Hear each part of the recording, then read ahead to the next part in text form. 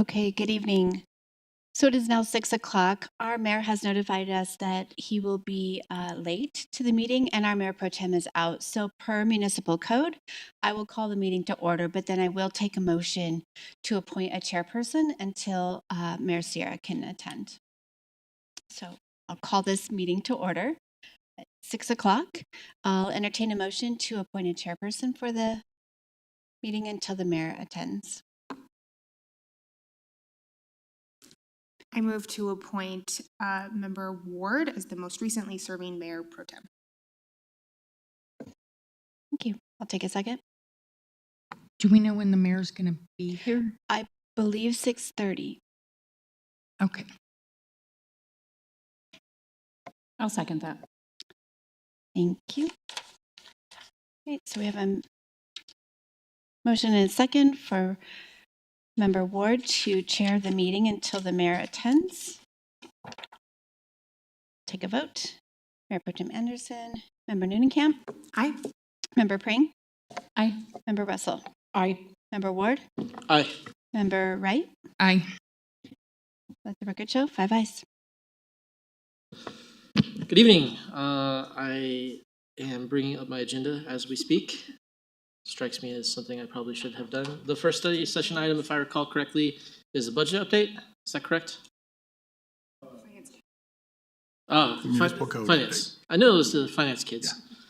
Yeah. You're up, Director Engels. Thank you. Good evening, Council. Kevin Engels, Director of Finance. Tonight, we're going to be talking about some proposed updates to the municipal code as they relate to sales tax. If Council agrees with these updates, we'll bring back an ordinance for your consideration. I'm going to turn the presentation over to Curt Osborne. He's our Revenue and Tax Audit Manager, and he's going to walk through the proposed changes with you. Good evening, City Councilors and Mayor Pro Tem. Thank you for providing an opportunity to discuss and consider several proposed revenue-neutral changes to the city's sales and use tax code that will make the code easier for businesses to understand and to comply with, and that will add clarity for city tax administrators. The proposed changes will further align Englewood's sales tax system with those of other Colorado home rule cities without compromising Englewood's home rule authority. The proposed changes amend and clarify definitions, taxation positions, exemptions, and tax administration provisions, and most importantly, the proposed code change adds a definition of economic nexus that imposes the city's licensing and tax collection requirements on certain remote sellers that do not otherwise have physical presence in the city. So a bit more about economic nexus.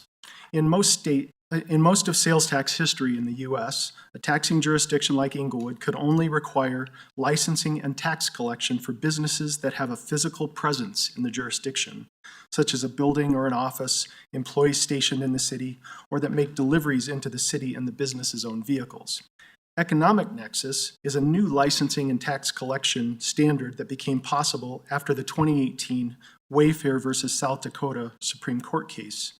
Most Colorado home rule cities have now adopted an economic nexus standard into their codes that require remote sellers, businesses with no physical presence in the city, businesses with only customers in the city, to become licensed and to collect tax if they make sales into the city of more than $100,000 per year. After this code change, both businesses with physical nexus or presence and businesses with only an economic nexus will be required to be licensed and to collect the city's sales tax on sales to Englewood customers. The proposed code change makes numerous minor edits and cleanups that will improve the readability and clarity of the overall sales tax code. Those changes include the elimination of the de minimis sales and use tax license. There's a licensing type added a few years ago. Colorado Senate Bill 22032 essentially requires home rule cities to provide just such a license anyway, and the city incorporated that Senate bill into city code in 2022. The proposed code change clarifies the exemptions of medical supplies and food for home consumptions, already current exemptions in the code. The medical supplies and food for home consumption exemptions will align with the standard definitions that were previously adopted into the code in 2020, but that had not been integrated into the rest of the code, into the taxation and exemption sections of the code. The clarified definition of exempt medical supplies will now include medical supplies for animals, as well as for humans, an area of the code that was previously ambiguous, both for businesses and for city staff.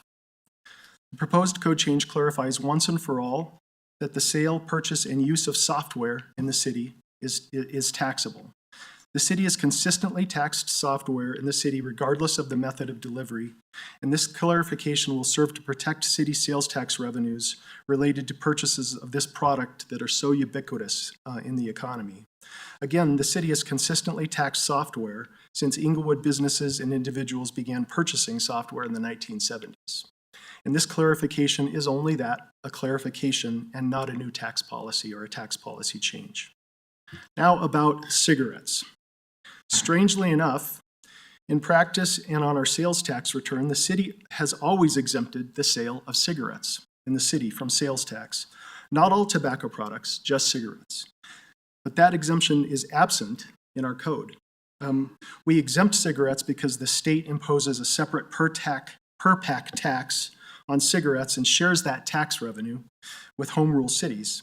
In the last 5 years, some home rule cities have chosen to begin taxing cigarettes by eliminating that local exemption, and those cities now go without the state's share of the cigarette tax revenue. They kind of do the math and take their chances.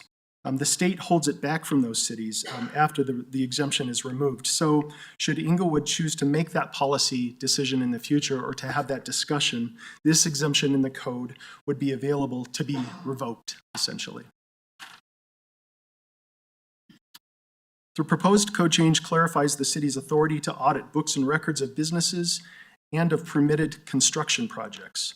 This change does not alter or extend the period of limitations or the statute of limitations that limits the city's look-back period for purposes of audit and assessment.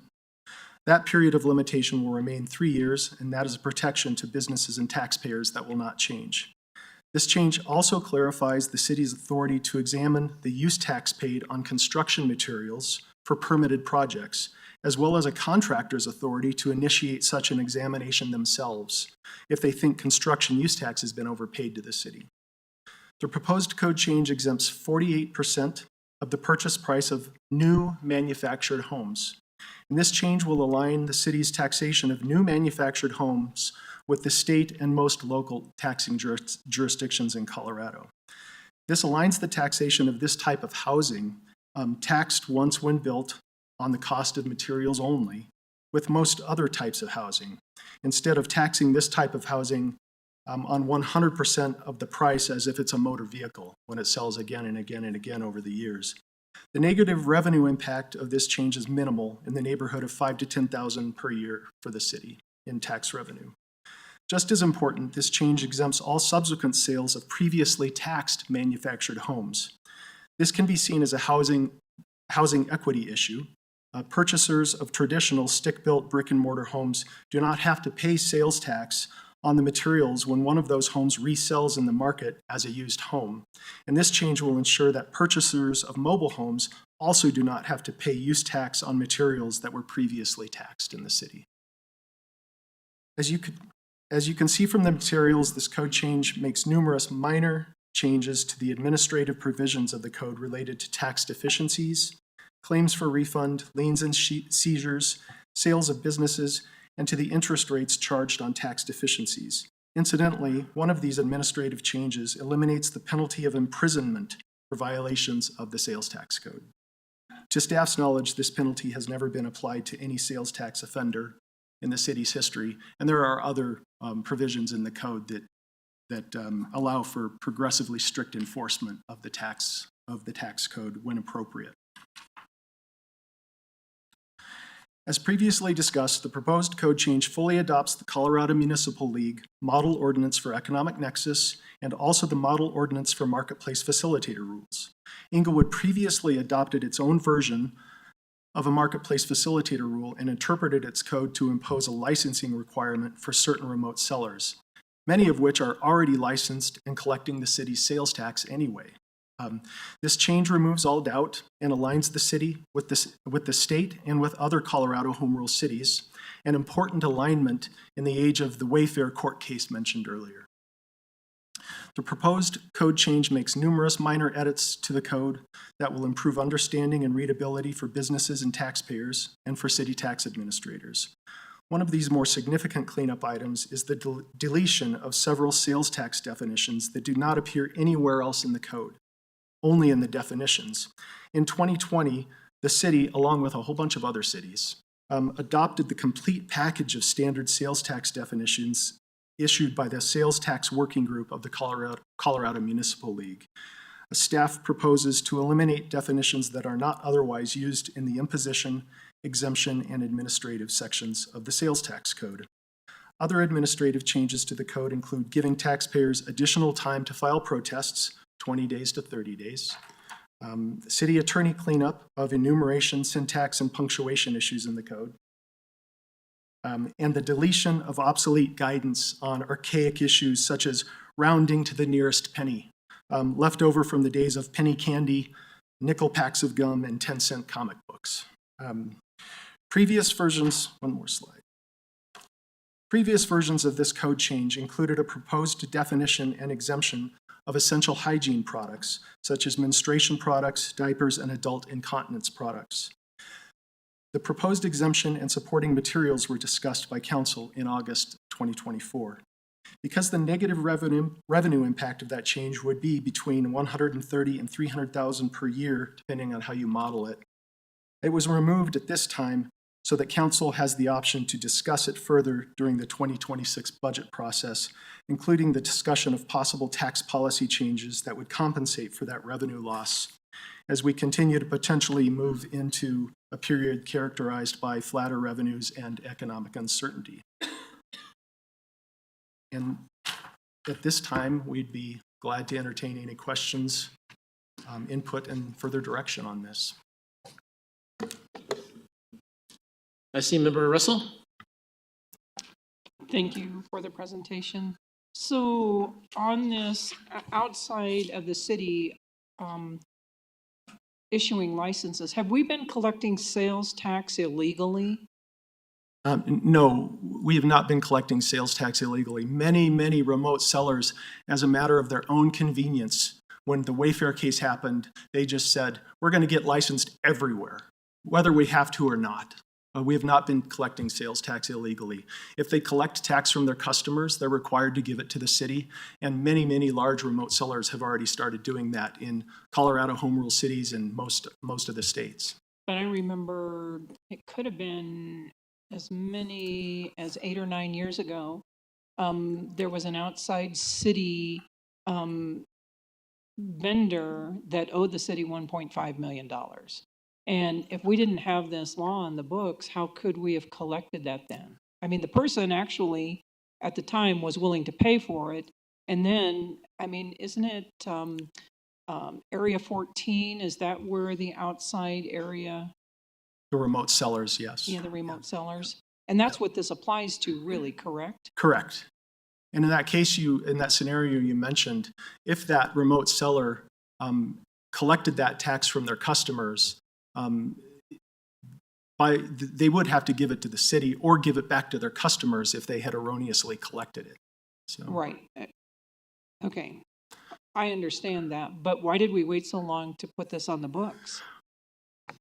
I think many good people thought we already had our local home rule version of economic nexus and a marketplace facilitator rule in place. It wasn't the model ordinance that the Colorado Municipal League recommended. So this is really just putting suspenders on along with the belt. But I think it's a good question. I'm glad we're doing it now. Okay, thank you very much. Member Newncamp. Thank you for the presentation and for being here. Thank you. I've got a question kind of similar to Member Russell's. Just want to make sure I understand how this will work in practice. So you mentioned that this is for companies outside the city who sell over $100,000 worth of goods or services in the city, correct? To customers in the city. Right. Yes. And that's, I'm assuming, why you're proposing the license so that we understand who these people are and we can collect the taxes. I'm sorry, can you You're state proposing the license, for them to have a license in the for that city. remote seller? Yes. If someone is a remote seller, they don't know anything about Englewood, and they're selling $75,000 in the city, how will they know when they've hit that 100,000 mark and they need to then start engaging with us? What's the order of operations? That's an ongoing task for compliance groups in businesses, tax compliance groups in businesses. They monitor this, and most of them come forward when they've crossed that threshold, and they say, it's time to get licensed in that jurisdiction. And again, a lot of the largest retailers with the most volume and the most revenue, as a practical matter, just said years ago, we're going to get licensed everywhere. We're not going to do this. We're not going to have this same meeting once a month for the next 10 years. Just as a strategy, a tax compliance strategy, we're going to collect everyone's tax and remit it to those jurisdictions. That's helpful. And so then I assume setting our mark at $100,000, consistent with many other municipalities in the state, will create clarity for the marketplace in that. Absolutely. Okay, that's very helpful. Yeah. Two other quick questions. You mentioned that this will exempt manufactured housing. Does manufactured in this definition include modular housing? Modular housing that's built somewhere else and comes to the city and is put on a foundation. That type of housing is taxed on its materials, consistent with other types of housing that's more traditionally built on a foundation. Okay, And so yes, it will align. So we're not exempting the taxation of manufactured housing. We're taxing 48% of the purchase price. So we're getting the city's sales tax on the materials that go into that housing. But we're not going to get it again and again and again as that property changes hands over the years. Yep. That's very helpful. And then the last question is, you mentioned removing the de minimis tax from our code because the state requires it. Is the only reason to remove it so that it's not redundant, or can we leave it there? It doesn't hurt anything. Yes, both. We would remove it because it's redundant, because we're really complying with it already, and it's just another point of confusion for businesses and taxpayers when they read our code. Is it this or is it this, right? So we would remove it just to simplify the code, to beautify the code. So We love a beautiful code. Thank you very much. I appreciate it. Member Wright? Thank you. I appreciate answering all the questions, and I have a few more.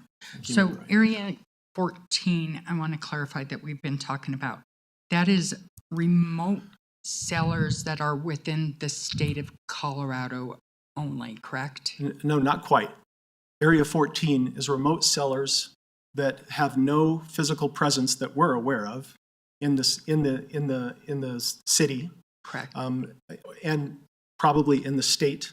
Area 7 are in-state businesses that aren't located in Englewood, but they may come into Englewood, but we've identified them as being in the area, probably mostly in the Denver metro area. That's 7, so out of city, in-state. Area 14, those are we classify those as remote sellers. Their primary nexus or presence in the city is their customers. But those businesses might come in also in their own trucks once in a while. So there might be several factors of that, a physical presence and an economic nexus presence that require licensing. But the largest online retailers, they might have trucks that come into the city, right? And they would be required to be licensed under the old provisions of the code. But they're a remote seller. They're shipping to customers mostly by common carrier to their Englewood customers. So. But they don't have a brick and mortar in this city would be the best way to put Correct. it. Correct. Okay. And then the exemption of medical supplies. Would a medical supply be something that you get directly from a supply house, a doctor, or could you go into a Walgreens and buy a wrist brace? Is that considered medical supply also? Our medical supplies definition mostly encompasses prescription drugs and other devices and items prescribed to a specific individual by a licensed physician of the healing arts, right? But in Englewood's older medical supplies definition, exempt medical supplies, there is a small laundry list of of items that you can purchase that don't require a prescription.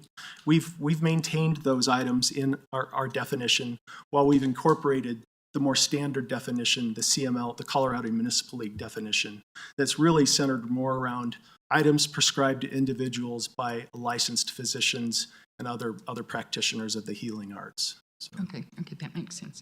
And then are other products with nicotine currently taxed, like chewing tobacco, e-cigarettes? I don't know what else. All is of those out products are subject to the city sales tax. Okay, with the exception of cigarettes. With the exception of cigarettes. Okay, Correct. okay. And then I believe I have one more. When we had the study session on the essential hygiene products, I thought there was complete consent within city council to say, yes, this is something we want. My impression, and somebody correct me if I'm wrong, that we all agreed, let's move forward with this. It surprises me that it hasn't been moved forward, and now we're discussing looking at the 2026 budget that, let's discuss it moving forward, where I would have thought it would have already been a done deal, that there would have been an ordinance coming to council to do it. I believe there was in-depth conversation on, yes, we understand the revenue to it, but what it does to, our younger people using these products, our elderly using these products, it's a huge impact to them also. So I guess I need some understanding, and I'm not sure if you're the person to do it. I apologize if I'm putting you on the spot. No. Why it's not been done. Why it's not been done is, I guess I watched that study session, and I forget exactly how it was deferred to some future date where we're going to discuss this again. It was in this proposed code change until a few weeks ago when we're starting to look at the budget, and I'm definitely not running that process, but the revenue is shaky and flat. What's coming, the environment of uncertainty. We wanted council to have another opportunity to, in the current environment, to say yes or no, or we'll do this a different way, or so. But it was in this package, and I'll defer to the city attorney. I think it could be easily put back into this package. Yes, we do have a version with that in it. I think the new information that came out, which is why we ultimately took it out of the version tonight, was that monetary piece. I don't think previously council was informed that this is a negative $130,000 to $300,000 budget hit. But if council wants it back in, we absolutely can put it back in and bring that version for approval. Well, a related question would be, Member Wright. A related question has been, are there other policy changes we could make to make up that revenue loss, right? And I think that was the primary reason we removed it from this code change today. So, okay. And I recall that the dollar amount wasn't part of that study session. Yes, correct. I would defer to my other council members, but I recall it. I myself don't have a problem with that. We need to look at other areas. It impacts our citizens of all age groups. From babies to young women to elderly people, male and female, and I'm sure there's male products that could be impacted here. So that's my feeling. I think I'll defer to our acting mayor. Is this something that we want to discuss now and ask to move forward? Because it's almost a year now, and I thought it was something that was being taken care of, so it kind of shocked me. So I'll defer. We can discuss that as we close out, I think. I'll go to Member Prang next. Okay, thank you. Thank you for the presentation. I guess to add on to what Member Wright just made comment on, I would like us to commit to, in our discussions for the 26 budget process, to have that policy discussion and potentially identify another area where we could give some supports and make up for that loss of revenue. I'm a little bit curious about the municipalities that you mentioned that have opted to not take the state revenues for cigarette taxation. Yes. And if they're realizing better revenues by doing a direct taxation within their cities, and that being a potential area that could make up some of the difference. I think that, some creative thinking around areas like that to explore is worthy. And then I just had one other question within the rewrite of the title. And it was around when orders are issued for noncompliance, how is a business notified? Is it just in writing? Is it by email? Is it both? The code requires it to be in writing. An official notice of deficiency or notice of assessment as a long-time practice, and what our code requires is that it's in writing, and we still do it that way. We, of course, provide it in a PDF via email and carrier pigeon in any other way we can find to communicate with the taxpayer. But yes, we comply with the current code requirements to send items by first-class mail, and in some cases, we go above and beyond and send it by certified mail. So Perfect. Yeah, that's what I wanted to hear. I saw in the, once you get to the hearing portion of things, it specified that it went both ways. Yes. But I'm glad to hear that it does with the initial notification as well, because people do receive information very differently still today. Yes. So thank you so much for that. Yes. And to answer your other question, some cities have realized more sales tax revenue by revoking the cigarette tax, revoking the exemption, the sales tax exemption on cigarettes. They've realized more sales tax revenue than they were getting from the state. Other cities, I think, not so much.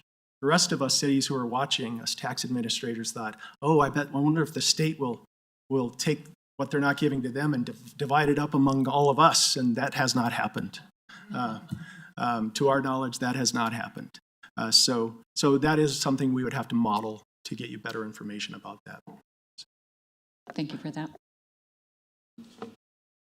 I do have a couple of questions myself. The first is I'm not sure that I completely grasp this nexus concept, nexus in the city. So the analogy that comes to mind to me is something like a Walmart, where we have a physical location of a Walmart in our city. Yeah. But Walmart also conducts significant online sales throughout the city as well. Yes. Compared to an Amazon, where there's a physical location, an Amazon warehouse, but it's not located in our city. They have no physical presence in the city, but they certainly distribute plenty of product through our city. Right. How do those two compare for tax code purposes? I could make a strong argument that the Walmart example, because there's Walmart.com and the regular Walmart Corporation, that entity. There are two separate entities, but they're part of a corporate group, and I could make a strong argument that Walmart.com, by virtue of us having a Walmart store there, and you can do returns at that location from Walmart.com, that type of agency and relationship would create physical presence for Walmart.com. But I'm way in over my head. City Attorney Niles makes these, I don't want to practice tax law without a license. And then, yeah, you're right. A pure remote seller would only have customers in the jurisdiction. That's a lot more, they would have economic nexus only in the jurisdiction. Yeah. City Attorney, do you have anything to add? I think Mr. Osborne is being too humble, because he's definitely the expert on this, not me. But the only thing I would add is that, again, this isn't a Tabor issue. This is revenue neutral. So we're expecting people that are currently paying our sales tax based on our current regulatory mechanism to pay the same sales tax. We're just aligning our definitions with the state definitions for clarity and to avoid a potential future argument that someone claims they don't have to pay the tax when in fact they do. Thank you. And I think the other question that has always struck me is, how do we know what is due? It's generally a system that relies on self-reporting, isn't it? Absolutely. The sales tax system, ours and almost everyone else's in the U.S., is a system of voluntary compliance, right? Subject to audit and verification should a taxing jurisdiction choose to do that. But yes, it's a tax return that shows up is essentially a black box to us. Okay. Yeah. And do we have any statistics on the percentage of audits that we do on an annual basis, or how often we're touching these large taxpayers or small taxpayers. The concern that I would have is that, I've heard anecdotally over the years, oh, I just opened a business, and the first year I was in business, the auditor came and they audited me, and I owed $55 on use tax for these stupid shelves that are behind me in my office. Right. Stuff like that really tends to irritate a business owner, especially in the face of much larger businesses that should be paying, hundreds of thousands of dollars and have been doing business for decades in the city and may not be remitting properly just because that's the way they've always done it. The city of Englewood audits from the very smallest businesses to the very largest businesses. And we do information visits and ask businesses to determine if they have a use tax liability when they come into the city. And we're all kinds of flexible in the process of doing that. And we audit businesses that have been here for 7 decades as well. So I don't have stats off the top of my head about how many audits we do every year. We just got our audit team kind of replenished and built back up. We have 3 sales tax auditors, and they're doing a bang-up job with tax audits and with construction use tax reconciliations. So we can come up with good data very quickly on what that footprint is, as you say. Great, thank you. And I think that brings us full circle back to member Wright's question. And I recall having council consensus on this as well. I think we're going into the 2026 budget cycle now. It's May. We need to finish our budget by, September? So we've only got a few months of lead time to do this. I think now might be an appropriate time to have that policy discussion, even if we just push the date that it's effective forward to the first of the 26 cycle. It was a simple removal. It's a definition and an exemption. That's it.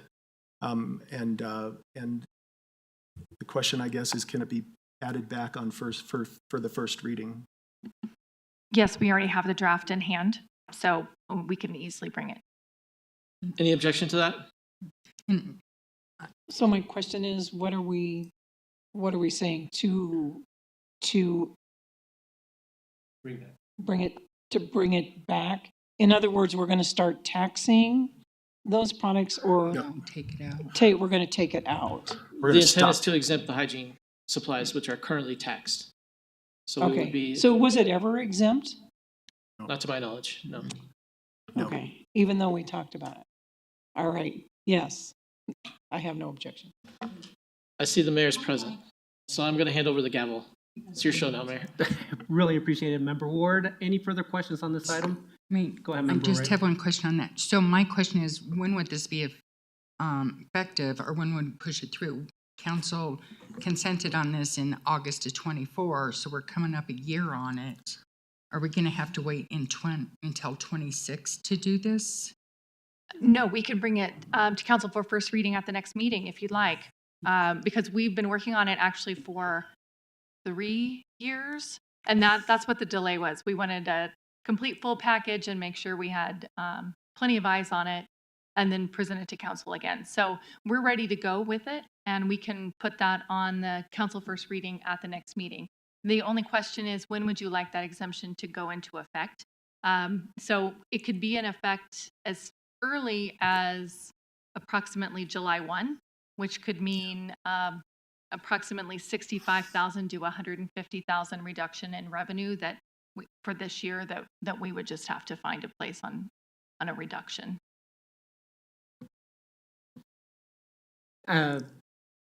Member Wright, do you want anything else on that? I'm fine with moving forward as quickly as possible on this. So July 1st, to me, I don't see any concern on that from my perspective. Yeah, I mean, Nope. No, I agree. We said last year, Yeah, this is exactly. what we were planning for, and I think this is what we need to do. Sounds good. So, Member I'm Camp, last word. I know we have a second item, so.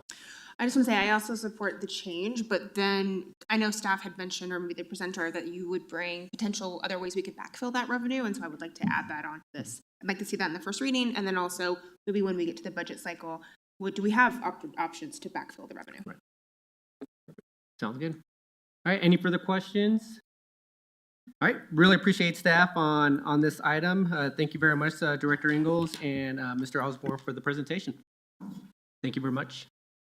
All right, up next is Deputy City Manager Tim Dodd, as well as Community Development Director Brad Power, here to speak about the South Broadway redevelopment plan. Great, thank you, Mayor, and good evening, Mayor and Council. Just a few introductory comments. So it'll be me, Director Brad Power, and Amanda Arns from our Communications Department, but I also want to thank several other members of the project team who are here in the audience and online. This was truly a team effort, and it's really just the beginning. This was really staff's part to come up with a framework on how to engage the public. So what we're going to be talking tonight is about that community engagement and how we propose to do it. We also want to note that a lot of the projects included in here are things that are already going on throughout the city, but really this is meant to be a cohesive way of connecting all the dots together. We also are building on previous work that's already been done. We already have a lot of plans and strategies in place, ranging from economic development, the library, housing, community engagement, public art, and so really this is taking all those things together and applying it to this corridor. And then finally, I wanted to note that Council did receive a few minutes ago before the meeting an email about the safety section only including kind of crime, but not including transportation safety. I just wanted to note that the complete streets component of this plan does address some of those concerns, but certainly we'd be open to adding additional areas if Council would like us to. So I'll turn it over to, I think, Amanda.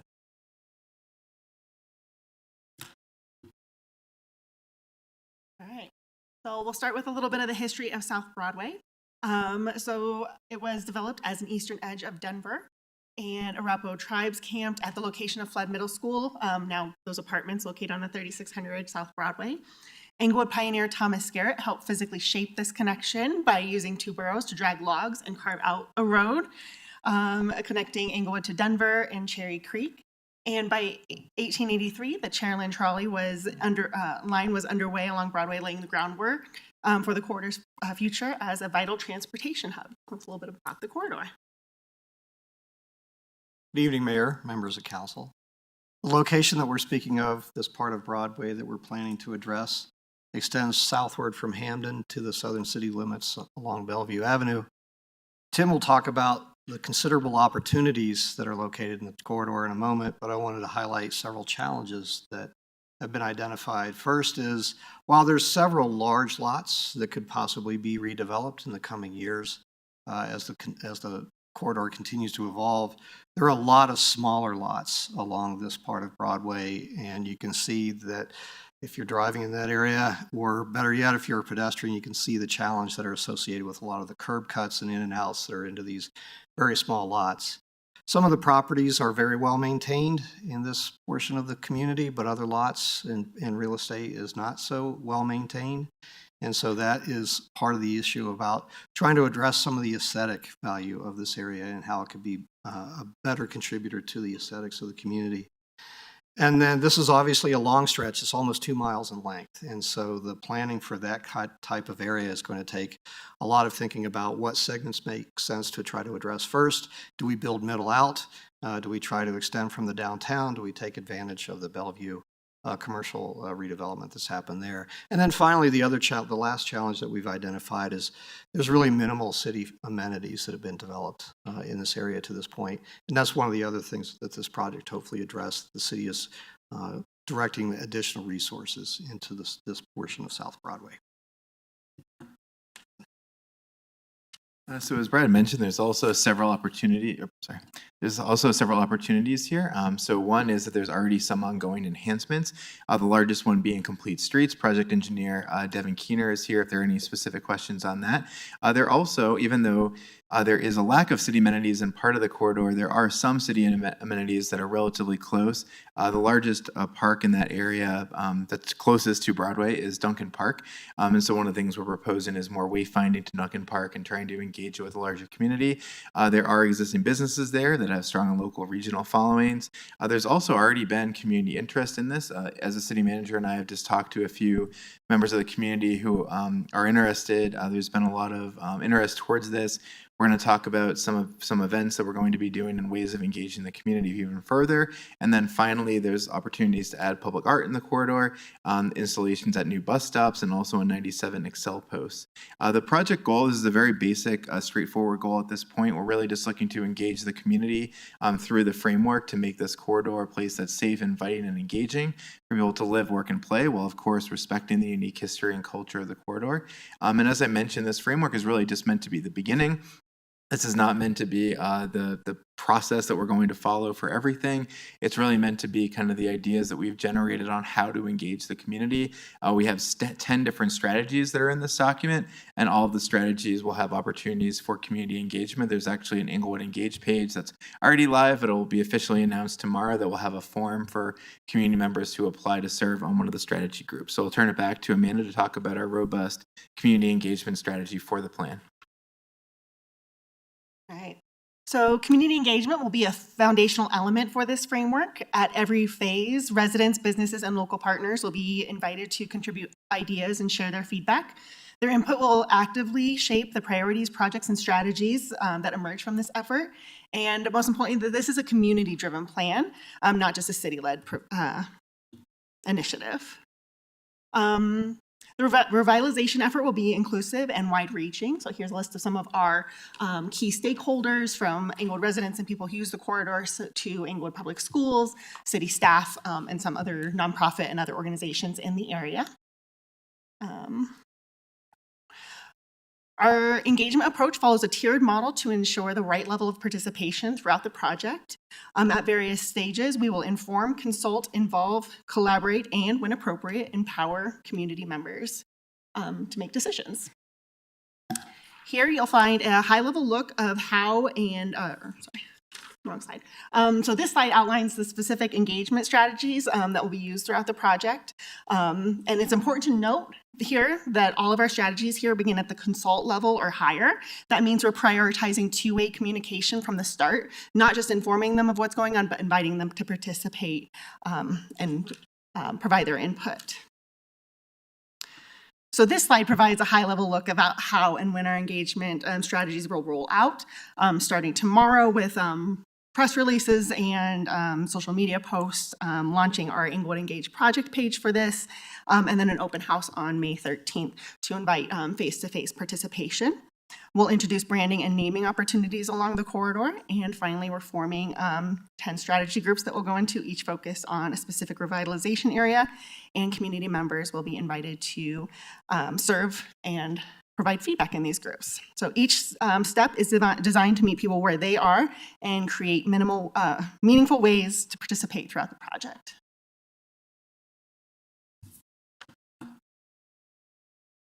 Thanks, Amanda. So again, these are the 10 strategies. We're going to go through them relatively quickly, just in the interest of time.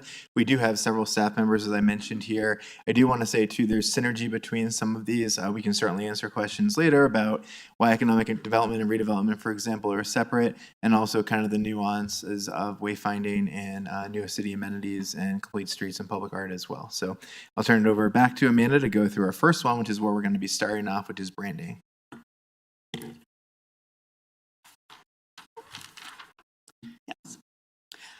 So our first strategy is branding, specifically developing a name for the South Broadway corridor that reflects the unique culture, deep-rooted history, and feels authentic and meaningful to those who use the corridor.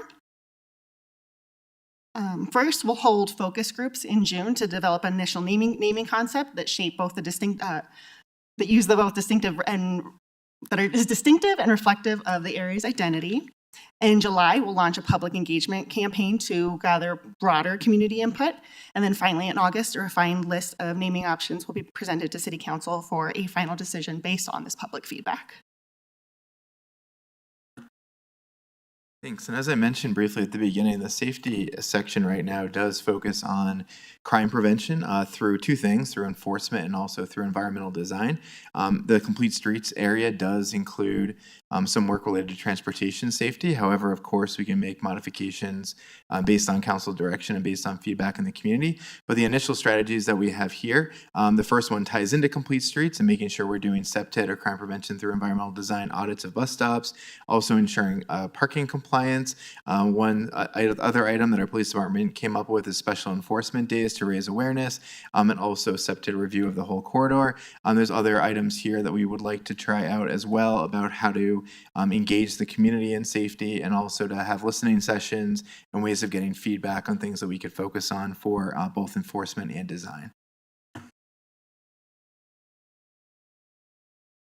As it relates to economic development, we've already deployed a lot of our resources. We have clients in the corridor that we've assisted over the years, including the one that's pictured here.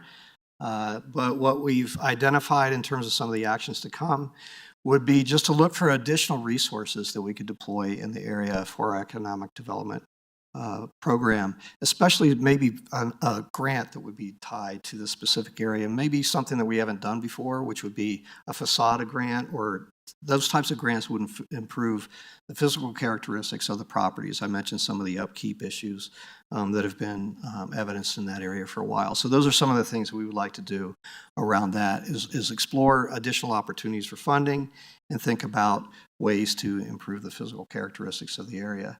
Longer term, was one of the things that we possibly could think of is now that the downtown has design guidelines that are specific to that area, there's some opportunities to at least think about that type of opportunity as things get rolling here and investment picks up in this part of the South Broadway area.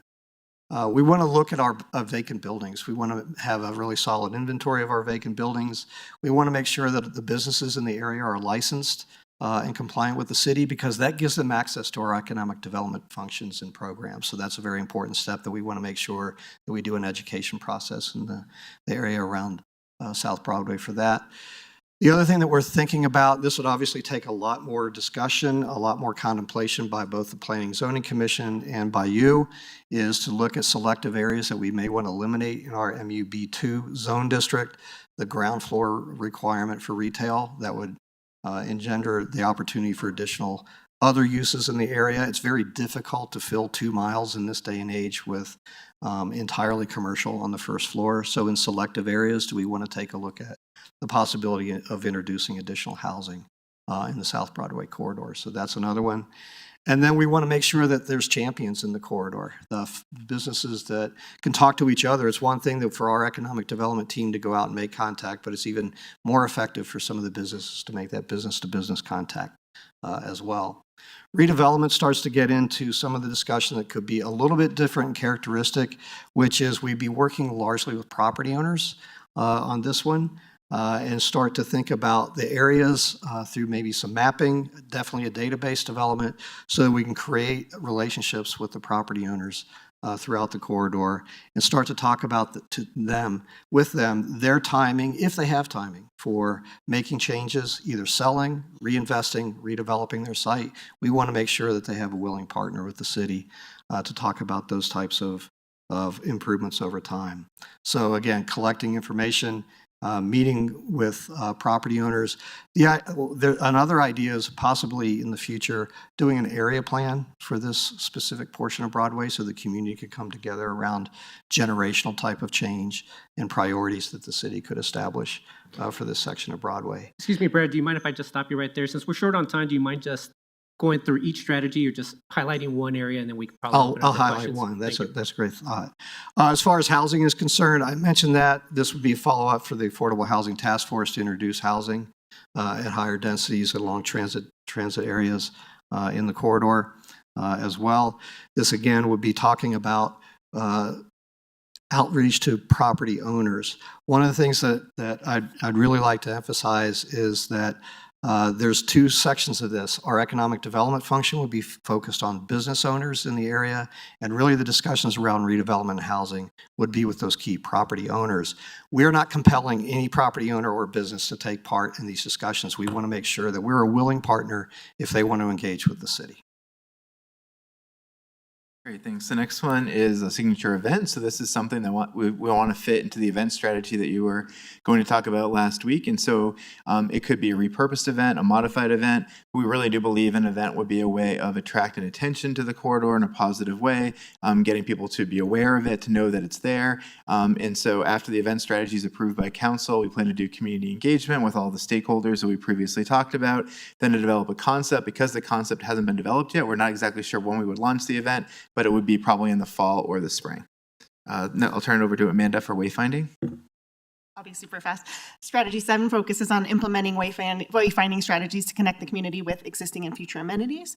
So our plans are to implementing vehicular and pedestrian wayfinding signs to direct them to key public amenities, introducing light pole banners on the Excel poles on Broadway to reinforce branding in the corridor, installing a banner spanning South Broadway, much like the banner on the north side of town, and then developing a southern gateway at Hampden and Broadway to signal entry to the corridor. So one of the items that typically spurs redevelopment in places across the country is that city amenities. As we mentioned, there aren't really too many city amenities on Broadway in this part of Broadway.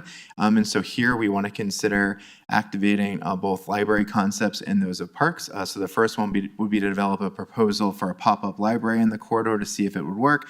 This would tie back to the library strategic plan strategies, noting if there's different populations who aren't served or could be served in different ways. This potential pop-up library could meet that. In the meantime, though, we do plan to be able to launch story time events in the corridor to kind of activate some programming in that space.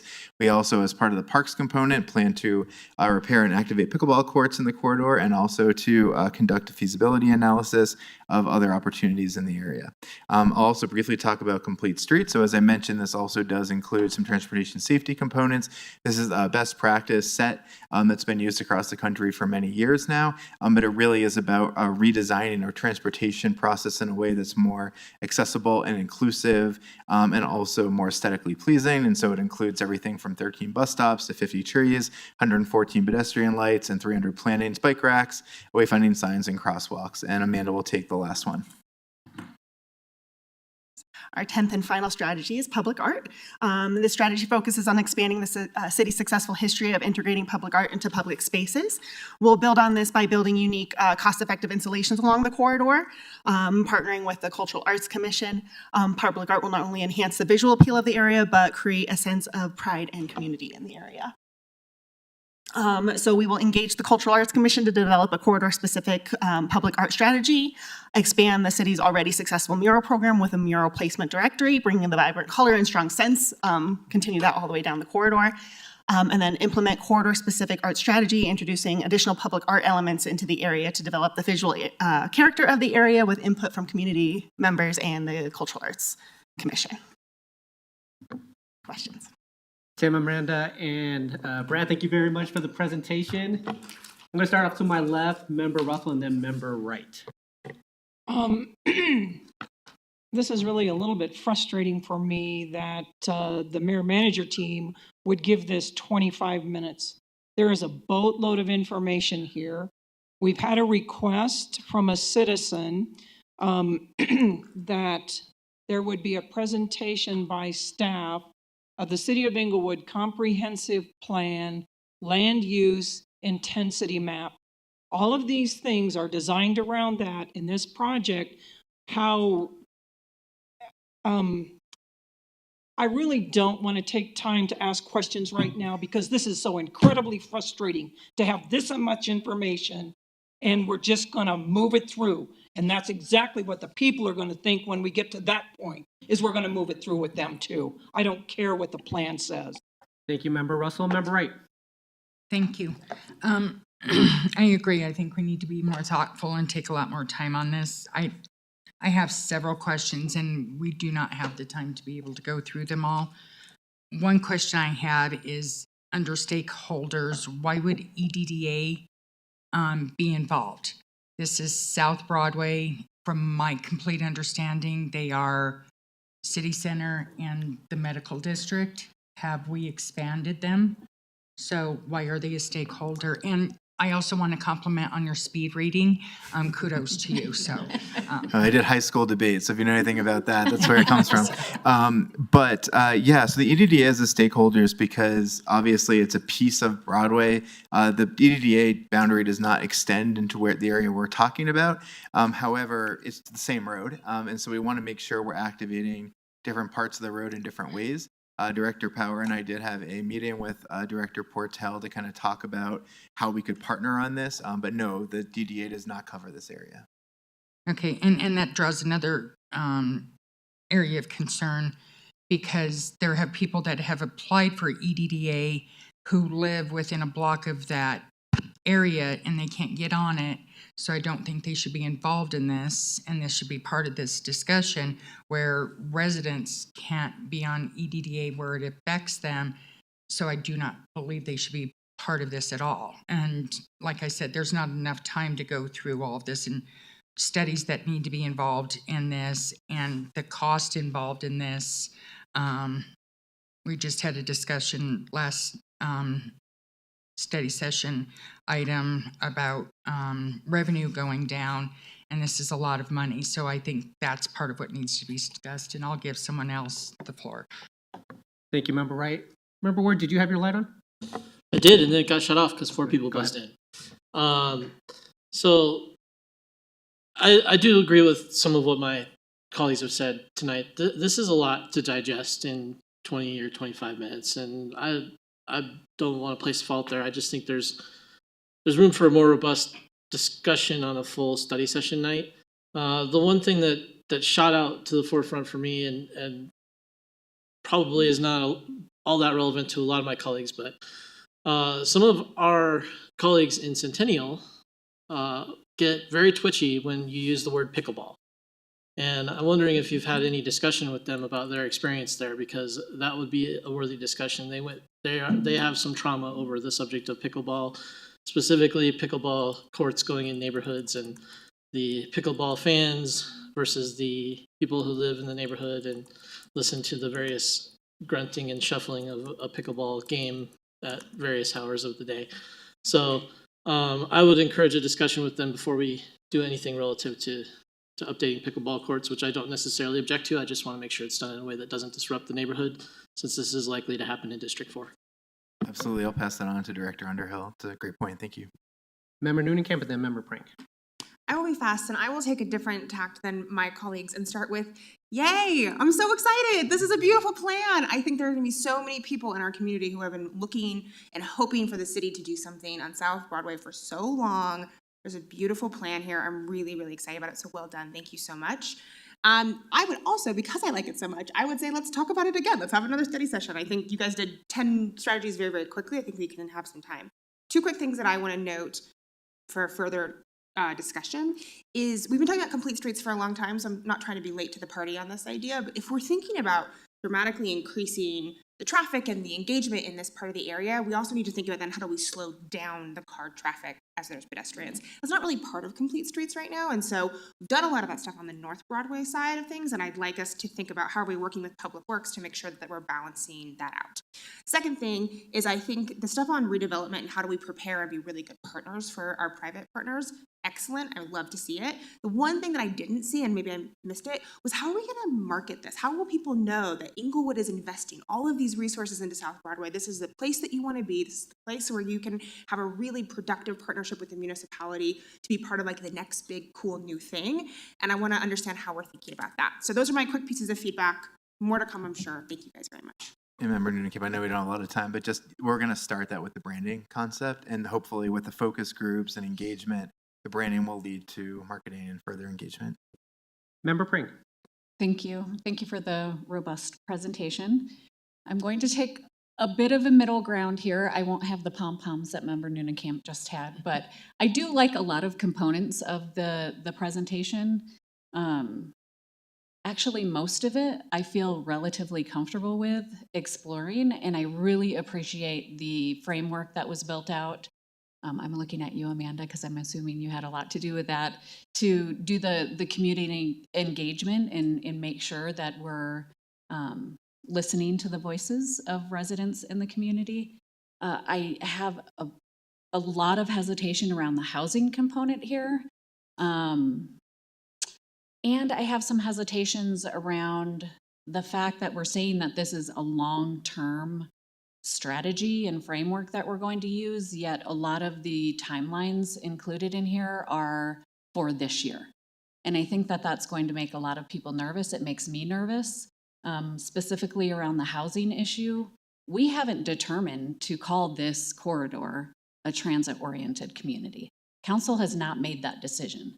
I want to be very clear about that. We need to make that decision before we start doing work and employing strategies that are leading to that. Secondly, we have not officially adopted any of the recommendations out of the Affordable Housing Task Force, and we need to come back to that discussion. I think, we need to have a robust discussion and figure out the right areas in the city that we want to do some of that work, but short of council having officially taken a vote and identified these areas for that type of development, I don't want to approve something that's pushing forward timelines that are involved in here around that piece of it. Everything else is great. The artwork I love, the wayfinding, engaging with the residents, all of those pieces are wonderful. And let's keep moving in that direction and maybe slow our roll on the housing conversation until we have official votes taken amongst council to know what we're calling what where within the city. And I also have just one other question around, what about North Broadway corridor, north of downtown area? And is that an area that is being looked at for higher density or affordable housing, et cetera? I just want to make sure that we're really looking holistically at that entire corridor and we're not just targeting South Broadway for those specific pieces. I don't necessarily need an answer to that tonight, but I do think that entire corridor could be called a transit-oriented corridor. And so why are we not having similar discussions around the northern end of things? Lastly, I will end on a note that I've already brought up to our city manager, that around the murals, I like that we're looking at having kind of a tracking system around some of that. I brought up some question marks, I guess is what I would call it, around the colors getting too busy along that corridor. So, we've already looked at some really robust pops of color, like along the sidewalk painting and some of that's already been kind of moved forward and approved throughout that area. So I just want to make sure that we have a balance where we're not packing the corridor with murals and painted sidewalks. I'm not sure that gives the city quite the feel that I think we're after. And so just wanting to highlight having some sensitivity around a balance of the types of artworks and what we're incorporating along the corridor. Thank you. Thank you very much, Member Prang. Go ahead, Member Russell. I have a question. I appreciate the comments of my council members. The things that Member Prang were talking about would be addressed by this map, the City of Englewood Comprehensive Plan Land Use Intensity Map, because there is a long-range term, and I would like for staff to present that publicly, because it goes all the way from the corridor. It shows transitional areas, 3 blocks on each side of Broadway. And I think the public needs to be informed, because staff is using this map to move forward with the plan that they have. And so I would like that information. Just one other thing also, how much of the Broadway corridor, and you don't have to answer this now, we can answer it later, in the area that we're talking about is privately owned. Businesses own that. And then the other question is, how many of those businesses have you talked to about any of this before you're bringing it forward to council? Mayor, I can take that. We want to be very, very careful about getting ahead of council on this. This is why you are seeing it first. We have had some conversations, mostly with the Chamber of Commerce, who's already given us a list of folks that they think are, pretty interested and have expressed interest in things. But we are not going to launch a public engagement process or start meeting with folks without council, giving us the green light to move ahead with something like this. This is very kind of in flux right now, and we need your feedback on that. So Tim, just one question from me. I guess, so you want to kick off the engagement process. How can we do that without giving, there seems to be some concerns around the housing piece, the TOD piece. Can we still launch the engagement process with a discussion amongst council still coming up, and whether or not we could fit it in on the 19th? I'm hoping that we can, but. Yeah, so of course. So a couple of things we could do. We could certainly we could put certain strategies on the table tonight, and we can move forward with others. We could put the whole thing on hold. We really did want to get council's approval to move forward kind of with the community engagement part. So as the city manager said, nothing in here is meant to be set in stone. These are kind of like the initial concepts of where we want to work. Member Prang has a really excellent point. It's meant to be long range, but we also want to do some foundational work, recognizing though some areas like housing, we recognize, of course, that you're going to be setting a housing goal on July 14th, and so it hasn't been set yet. So a lot of these things are in flux. So if council is okay with us moving forward with the plan, but wants us to table certain strategies, that's totally fine. Thank you. Member Prank, go ahead, and then Member Wright. Thank you. I just realized I had a few additional thoughts or requests. So on the each of the strategies having a public engagement group, or what is it called again? Just strategy groups. But, Okay. yeah. So strategy groups. I want to make sure that once we do get to the point where we're looking at the housing piece of this, that strategy group is only those who live in the area.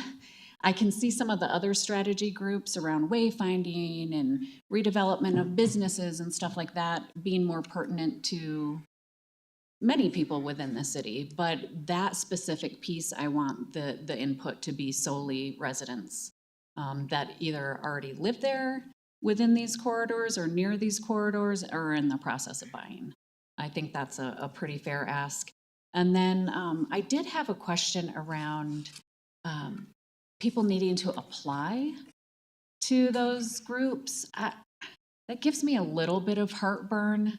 I could see maybe if you had a huge outpouring and you needed to kind of limit the group, but short of that circumstance, I could see an application and then city staff determining who sits on those groups and who doesn't, sowing some seeds of discontent. Maybe I should have used the term sign up instead of application. Okay, We obviously thank you. have to have an intake form, but that's all it is. Okay. Yeah, it's an intake form. It's not, we don't plan to review them. Obviously, if there's council wants certain parameters, like, folks who live in the corridor to be on the housing, we'll take those into consideration. But no, by application, we just meant, sign up here basically by filling out this form. Perfect. I appreciate that. Thank you. Member Wright? Thank you. I'm not sure if I'm comfortable moving forward.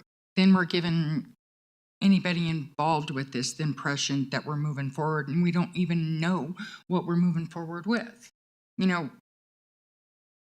Branding, what is it that we're going to be branding when we're not sure what the branding is? And I'm not even sure the branding.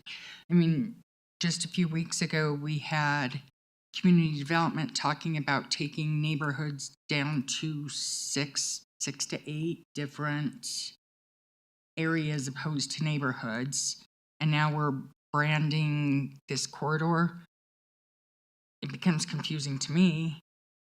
What's it going to do? And then if certain parts of this don't move forward, I think it's going to be confusing. I don't think it's cost effective.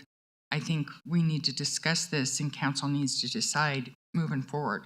The additional changing of Title 16 is a big issue for me on changing the commercial requirements.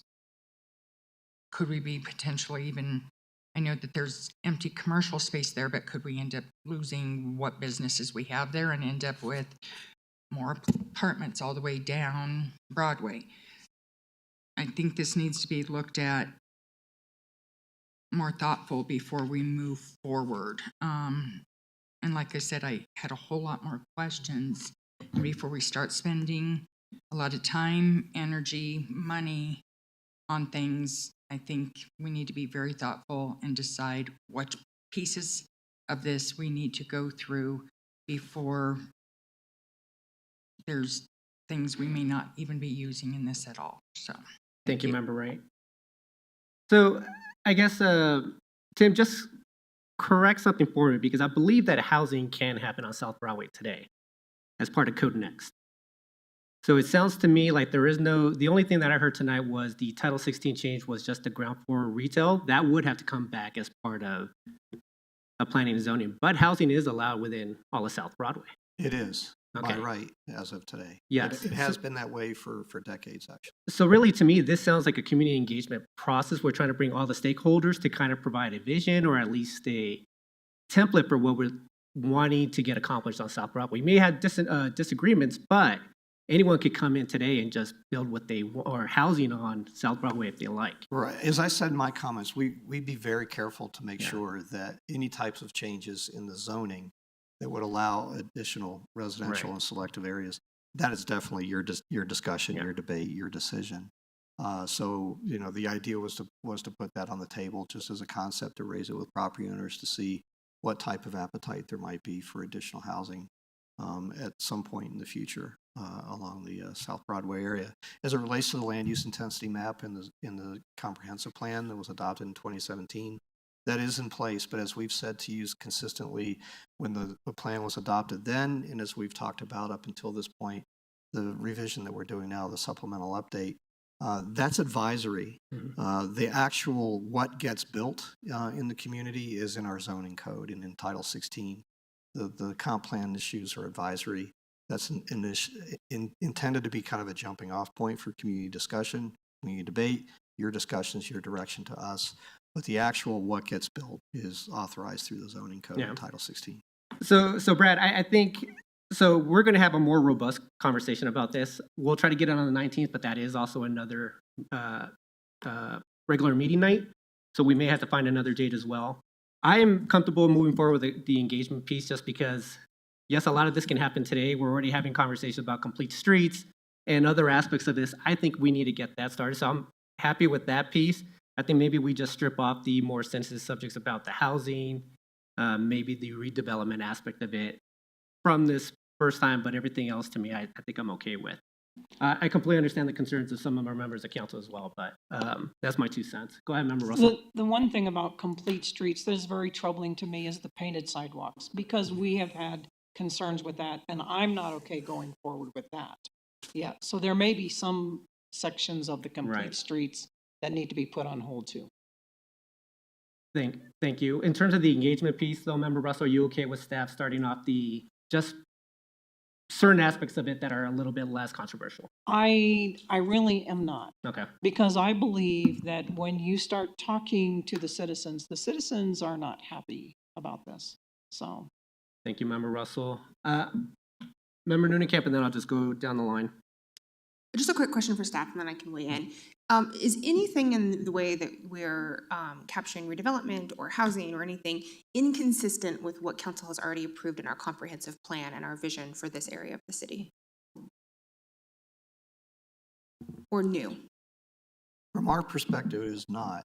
The issue around here that we were going to attempt to do was engage with the property owners about where they are in their investment cycle and if they're prepared to make any changes in the next few years that we could be receptive to and work with them on. That was the issue of both the redevelopment concept and the housing concept.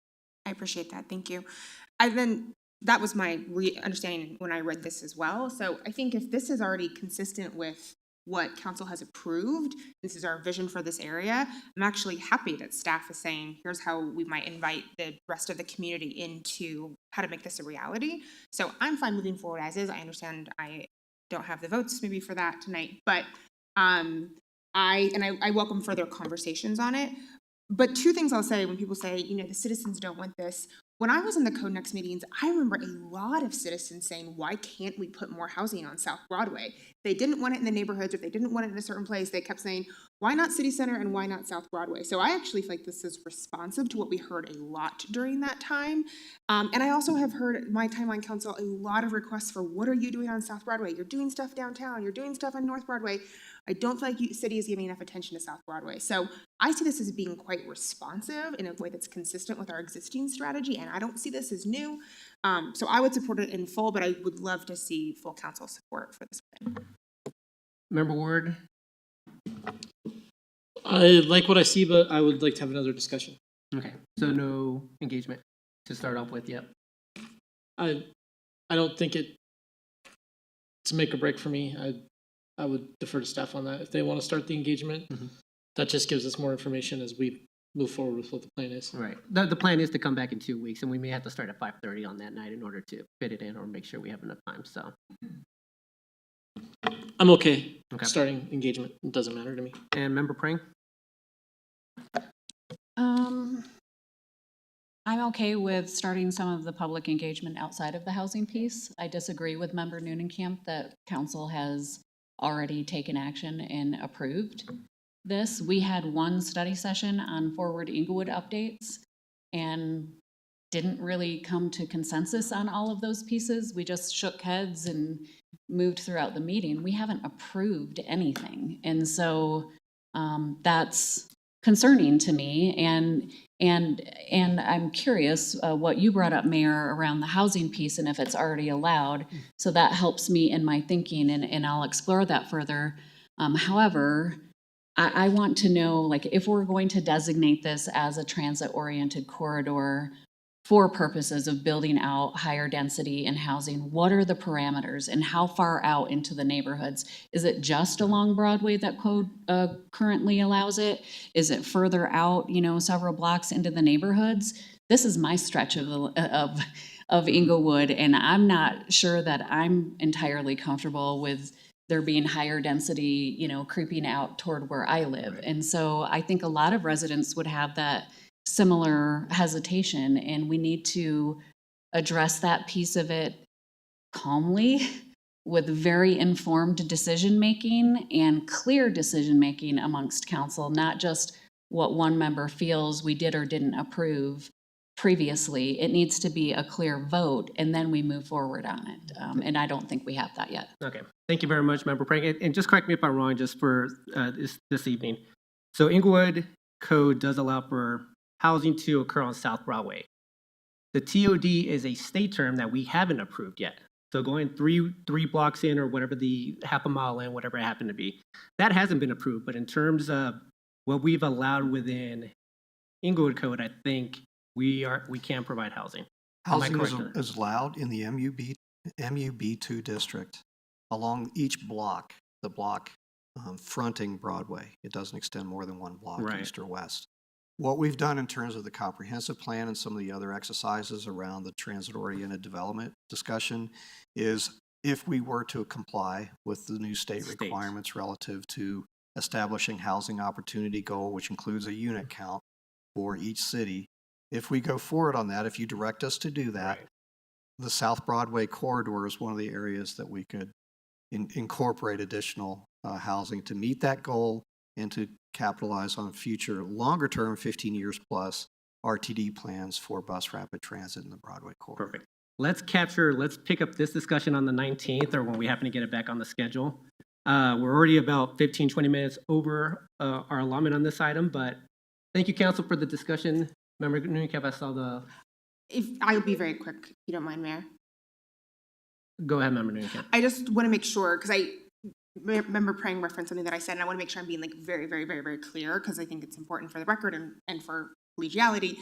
I don't think we've approved any affordable housing recommendations, and that's not what I'm saying. My reading of this is that this is consistent with the existing comprehensive plan, regardless of a new TOD or regardless of affordable housing concepts. So that's why I'm comfortable with it, because that's where housing currently exists. It's already zoned on Broadway. So we might be reading it differently, but I would never assume that, oh, I think we did something and assume that the rest of the council agree with me. And I just want to make sure we're crystal clear on that point. So apologies if I misspoke. All right. Tim, Amanda, and Brad, thank you very much for the discussion. Everyone, it's 7:18. Do you want to just kick off the meeting, or do you guys need a 5-minute break? Let's take a 5-minute break and meet back at 7:23. Thank you, everyone.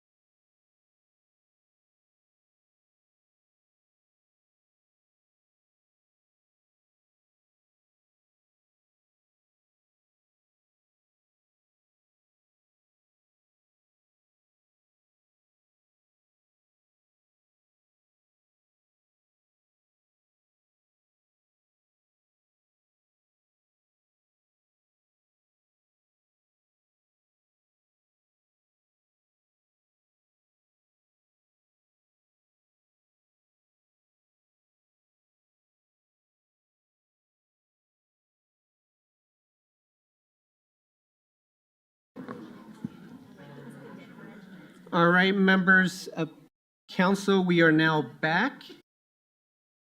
I call this meeting to order. If you're able to do so, please stand for the Pledge of Allegiance.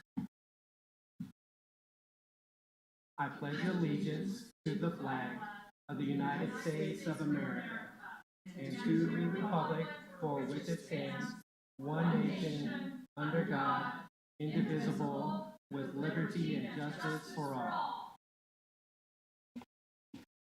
Thank you. City Clerk, if you could please take roll call. Yes, good evening. Mayor Pro Tem Anderson, Member Newnenkamp, Present. Member Pring, Present? Member Russell, Present. Member Ward, Present. Member Wright, Present. Mayor Sierra. Present. 6 present, 1 absent. Thank you. Moving on to agenda item 5, minutes from the regular city council meeting of April 21st. Any changes to the minutes?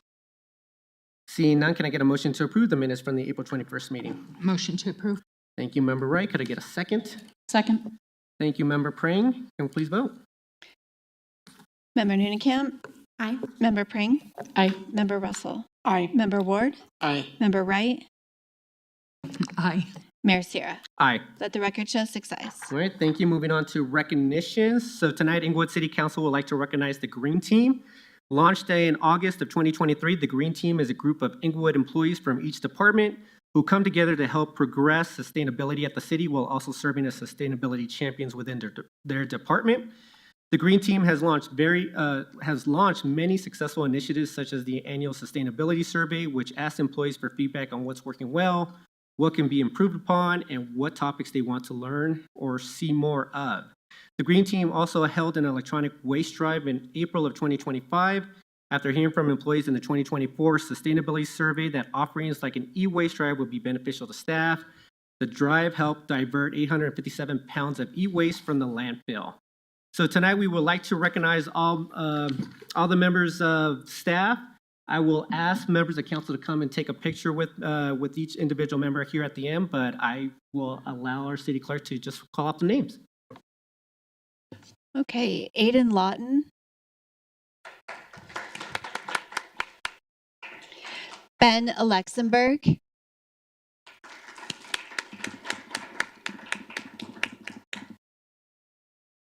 Brad Anderson,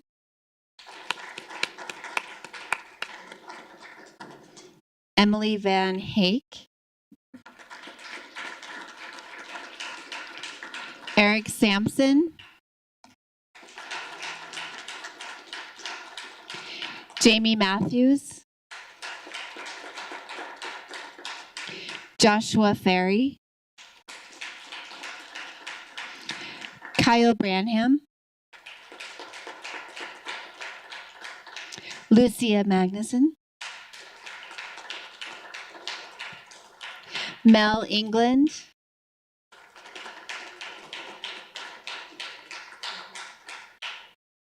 Megan Blease,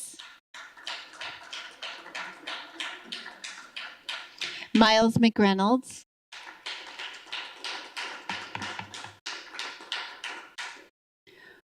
Robert Juen, Shauna Tabling, Tyson Thornburg,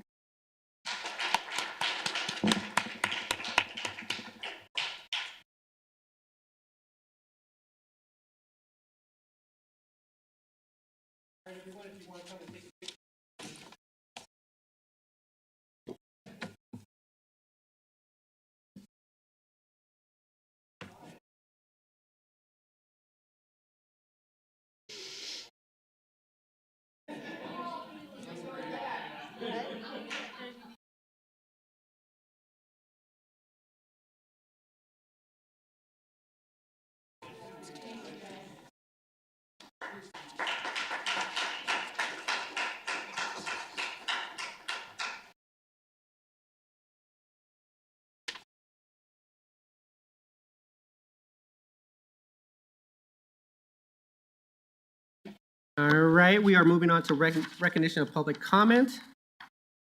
So we are limiting presentation to 3 minutes. Englewood residents must provide your address or your cross streets. Non-Englewood residents must provide the name of your city. If you have addressed council in the last 90 days, you will be moved to the bottom of the list. Written materials may be submitted to the city clerk in advance of the meeting. And public comment tonight will be limited to 90 minutes total. We have about 8 names, I believe. So if you haven't spoken over the last 90 days, I will call you first. So up first is going to be Tiffany Madrid, a resident here of District 1. Good evening, Tiffany. When you are ready, you may begin. Wonderful. Good evening and hello, Mayor and members of council. My name is Tiffany Madrid and I live near South Grant Street and East Girard Avenue here in Englewood. Many of us in the neighborhood are seeing cars parked for weeks without moving, and we have no way of knowing if they're abandoned, stolen, or just being stored here. And that uncertainty creates stress, and it's part of a larger issue I'm hoping we can address together. I'm here tonight to respectfully ask that the city reinstate the 72-hour parking limit for public streets, the one previously enforced under Englewood Municipal Code, Title 11, Public Ways and Property. That rule helped prevent vehicles from sitting in one place for extended periods, which in turn kept our streets cleaner, safer, and more accessible for everyone. This rule was paused during the height of COVID-19 pandemic in response to widespread lockdowns. At the time, it was an understandable adjustment, but those lockdowns are long over and daily life has resumed, and so should basic standards for our public spaces. Other cities like Denver and Littleton have already reinstated their 72-hour parking limits. It's time for Englewood to do the same and restore this common sense policy. First, maintenance. Street sweepers and snowplows can't do their jobs when vehicles don't move. This affects the quality of life for everyone on the block. Second, fairness. When vehicles sit in one spot indefinitely, it limits parking access for everyone. That's especially hard on residents who don't have driveways or off-street options, which is especially common here in Englewood. And rules like this help ensure public spaces are shared more equitably. Third is security. When a car hasn't moved for days or weeks, it becomes harder to tell if it's been stolen, dumped, or even left behind. I've spoken to law enforcement who've confirmed this is a real issue. And without the 72-hour rule, there's no mechanism in place to check. And this matters even more because Englewood has one of the highest vehicle theft rates in the entire country, higher than major cities like Washington, D.C. While D.C. reported about 842 thefts per 100,000 residents last year, Englewood's rate was more than double that at 1,877 thefts per 100,000 vehicles. That's a crisis-level number. And part of the problem is that without the 72-hour rule, stolen vehicles can sit undisturbed for days or weeks, blending in with legally parked cars and delaying recovery. Enforcing that rule again would help law enforcement identify suspicious or abandoned vehicles faster and reduce opportunities for theft to go unnoticed. Reinstating this 72-hour parking rule would help across the board, so I'm asking council tonight to reinstate this ordinance. I know other residents have been seeing this happening as well, and I really hope others will speak up too. Thank you so much for your time and everything you do for our city. Tiffany, thank you very much for your time tonight. Member Wright, go ahead with your question. Thank you. Thank you for being here in your thoughtful letter. I wanted to make sure you confirmed with law enforcement that this ordinance is no longer in play or it's no longer enforced. There's a difference between the two. I don't know the technicality of it. I know it's no longer being enforced since COVID-19. Okay, that's what I needed to know. Thank you. Member Russell, go ahead.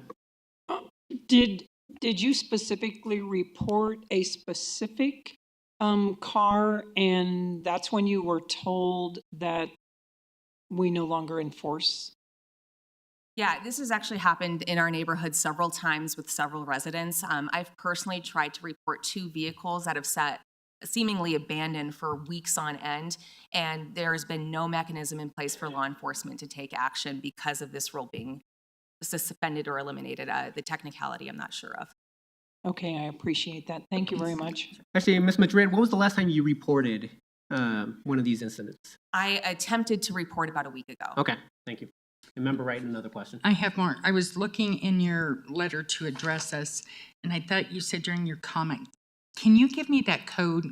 Did you recite it in your public comment? I thought I heard you. Oh, yeah, Municipal Code, Title 11, Public Ways and Property. I don't know the specific, but Okay. that's the best I could hunt down. That's what I needed. Thank you so much. All right, any further questions from council? Ms. Madrid, thank you very much for your time tonight. Thanks. Up next is, I believe it's Crystal Harris or Havis.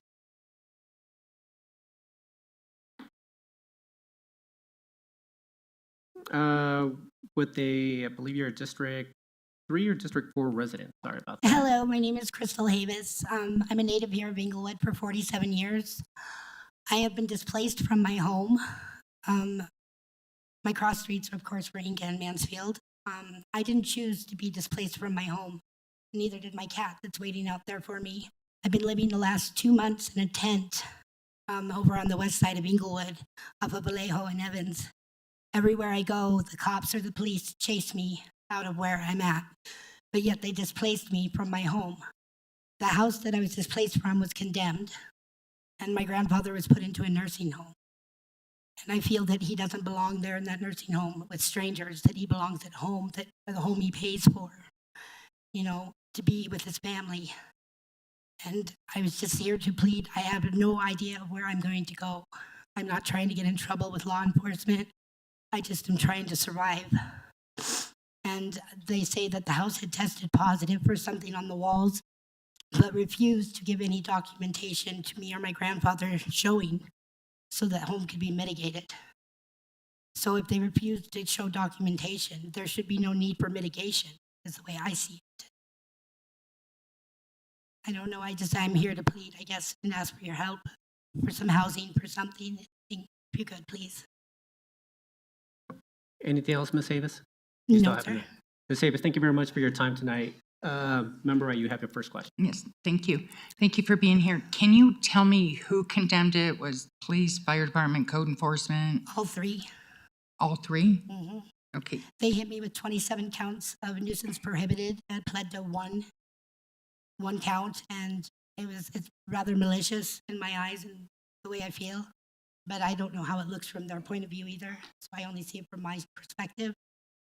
But I don't think it's fair to come in and conquer and divide a family and try and take their property is how it feels. Now, there were some things that led up to this happening, but I'm not sure that it wasn't orchestrated, if that makes any sense.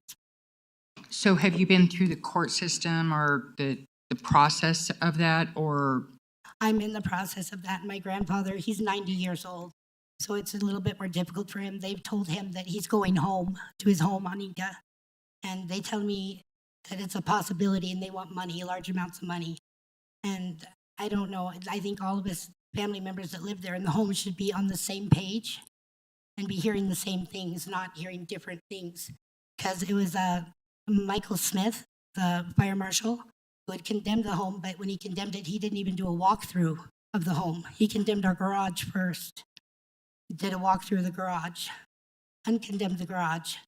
Then we had an incident with a dog fight in the front yard, and people were ticketed, and they decided that day, right then and there, that they were going to condemn the house. They didn't do a walkthrough, they just condemned it.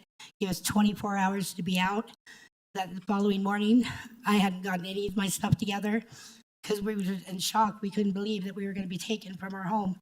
And that morning when I got up, when they came in, I had a choice to take my cat or my purse. And I left with my cat, which left my money, my ID, and all my credentials in that house locked and boarded up.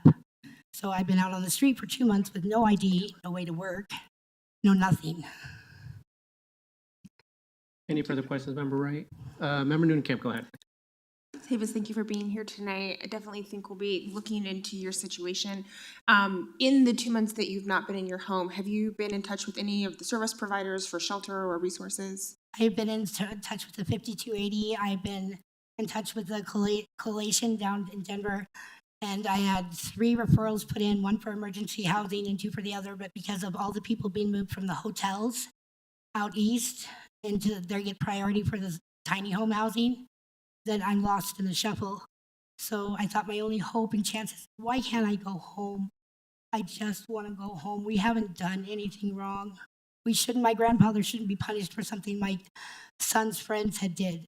They were in the wrong for what they did, and what they did, they're serving time for at the house. You know what I'm saying? Mm-hmm. But my grandpa, he worked for 50 years for Norgren's up there in Littleton, and he worked really hard to secure that home for his family and the people he loved, and he raised his kids, his grandkids, and his great-grandkids. And I think if he wants to die in his home, where his wife died in the back bedroom, that he's entitled to be at home and to spend the last of his life with his family, not strangers. Okay. And I don't need the courts to throw me out and say they're going to take me to jail because I want my grandpa and my family to be together. That's not okay. Thank you for being here tonight. I appreciate it. Ms. Mavis, we have one more question. Go ahead, Member Pray. I actually don't have a question. It's more for city staff. Is there a process for Ms. Havis to retrieve her purse and ID and all of that from the home? And can that be communicated to her? Yes, we have police staff at the back that can work with her on that. Okay, thank you. All right. Ms. Mavis, no further questions. Thank you very much for coming and speaking tonight. Thank you. Thank you, Ms. Mavis. By the way, we are going to be giving a response to public comment at the end of the 8 speakers. Member Wright's going to give a response to each person that came and spoke tonight. Up next is going to be Rebecca Kramer, District 2 resident.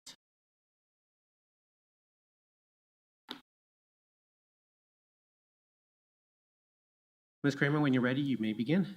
Thank you. Good evening, Council. I came tonight to speak to the study session topic B, the South Broadway corridor. I am hoping that Council will put a pin in this. We have so many other projects that we haven't even started on yet.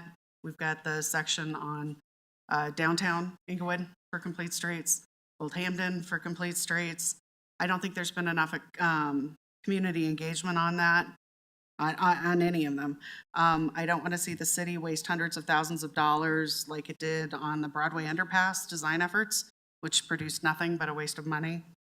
In the presentation tonight and in the materials, staff spoke to branding, safety, economic development, redevelopment, housing, signature event, wayfinding, new amenities, complete streets, public art. But nowhere in any of that did they speak to the infrastructure and the needs that any further development on that Broadway corridor would, the strains that it would put on the infrastructure that is there, electrical, sewer, road maintenance. Nothing has been studied or mentioned as far as that.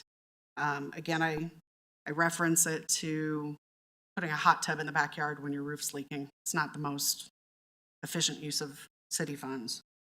The presentation also talked about eliminating street level retail, which I interpreted as building apartments. I assume after the full presentation that I was correct on that. I think the last thing we need are apartments built up to the sidewalks on Broadway. There aren't enough restaurants and other amenities to support the number of people that we've already stuck in apartments and the additional apartments we're building in the city right now. I do have concerns about community engagement with this. Englewood has failed quite severely in the past on community engagement. I was at the Citizens Planning meeting last Thursday night, and speaking about the comprehensive plan, they were basing a lot of the information that they took forward on the comprehensive plan on a survey that they had done, and it was a survey of 137 people. How can a survey of 137 people represent 30,000 people in the city of Englewood? I think we need to do a better job of communicating out and pulling in citizens and getting a true representation of citizens before we move forward with projects.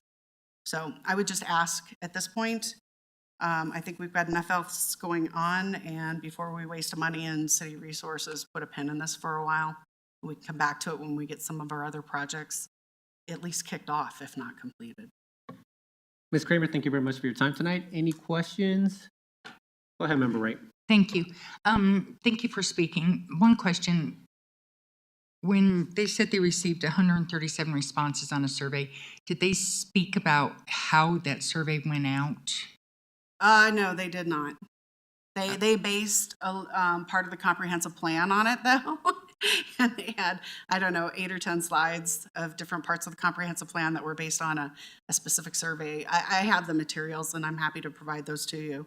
But yeah, so when we talk about the comprehensive plan, if we're going to base it on that small of an amount of individuals responding to a survey, I don't think that the city's done its job. Okay, thank you so much. You're welcome. Seeing no further questions, Ms. Kramer, thank you very much for your time tonight. Thank you. Up next is Regan Benson, resident from outside Englewood.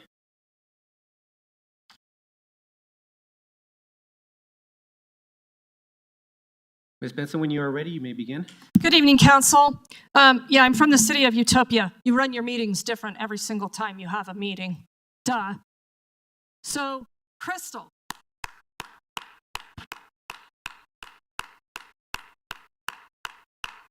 As all the city staff has their heads down, she finally was brave enough to come do it. Every one of you knows what this city is doing to her 90-year-old grandfather, because you stood here and you entertained the neighbors when they came here to say, my neighborhood's being destroyed. There's homeless people. They didn't give two shits that was the home of a 90-year-old man. I know everything this city is doing to this man. Her, right there.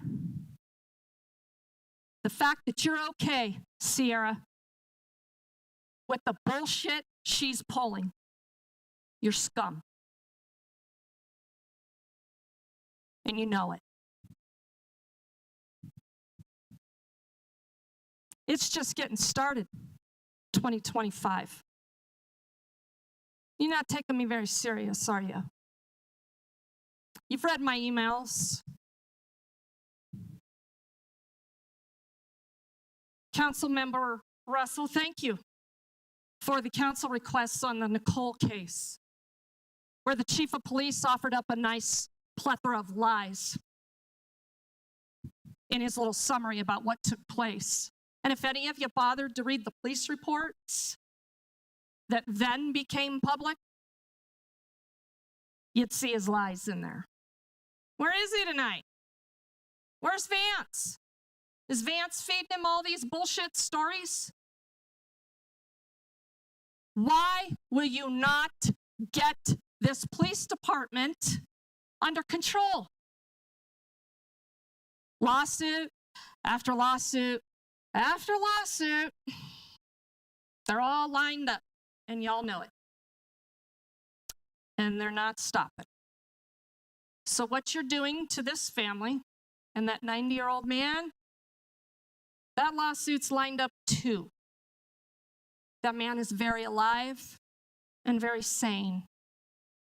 And anybody with a soul and a conscience that defends what this city has done, you can go straight to hell where you belong, because that's where you're headed. Fix it! Ms. Benson, your 3 minutes are up. Any question for Ms. Benson? Seeing none, we're moving on to the next speaker. It's Austin Lunn, I believe. And I believe you're a District 3 resident, if I got that correct. Good evening, Council. Thanks for taking time to speak with me. I'm here to talk about 3900 South Jason Street. There's multiple five-field developments that are going on north and south of that.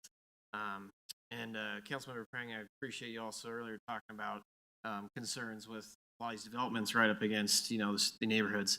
And when I moved in here almost a year ago, we had construction traffic, sure, especially coming from the development. And I got finally a good amount of information from my fellow neighbors that Fifield was supposed to do some traffic calming measures on Jason.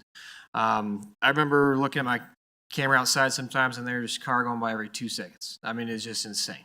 And it ties off after rush hour, picks up at lunch, then picks up from 3 to 7. So I started digging into it a little bit more, and you know, my background is in development, land development, signing land rights.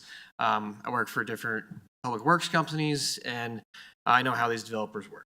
And I think they truly lied to you all and to my neighbors who signed off on their development and got you all to agree to sign off before, you know, approving the occupancy permit, I believe. And then when the construction starts, I'm looking at it and I'm going, well, that's not what was in the design that Fifield had sent out. So I started making some calls to Public Works and speaking with a bunch of folks over there, and Fifield as well. Couldn't get a hold of anybody. It turns out they ended up changing the traffic calming measures after what was signed off on by you all in our neighborhood. So what we ended up getting was one of the most comical designs I've ever seen that a 3-year-old could come up better for restrictors at both Mansfield and Oxfield that have now created a more issue-prone, accident-prone design where you can't even get 2 cars in and out at the same time right next to each other. It's not even 20 feet wide. I don't even know how it's up to code. Needless to say, they didn't even put the speed bump that was supposed to be halfway down because we have a 2-block street, and that's the biggest problem with that street. Everybody gets going. So it turns out they built and constructed it. I asked and tried to get construction stopped before they poured the concrete to figure out why we didn't have a speed bump and a ramp that was in the original design. I was bypassed. Byfield didn't respond. I have many emails. There are great people at Public Works that really tried to help. Mike is one of those guys, and I really appreciate him, but it's crazy that, they can pull this bait and switch, these developers, and I deal with it every day. And they will lie to the neighbors, they will lie to anybody else to get what they want done. And now I think we're left with a solution that's left us with a more dangerous street to turn in and out of on either end, and a restrictor that also reduces to 10 feet wide in the middle, but no speed hump. So now everybody sees it as a obstacle that they now get to try and speed and thread the needle. Mr. Lunya, 3 minutes are up. Thank you very much for coming and speaking tonight. Any questions? So just real quick, so you are on Jason. So they pinched the ends from Oxford to Mansfield? Correct. Is that what I'm understanding? Okay. Yep, both ends. Mr. Lund, we will provide a response to your public comment here tonight. So okay, thank you. Thank you very much for your time tonight. Up next is CN Dickerson, a District 1 resident.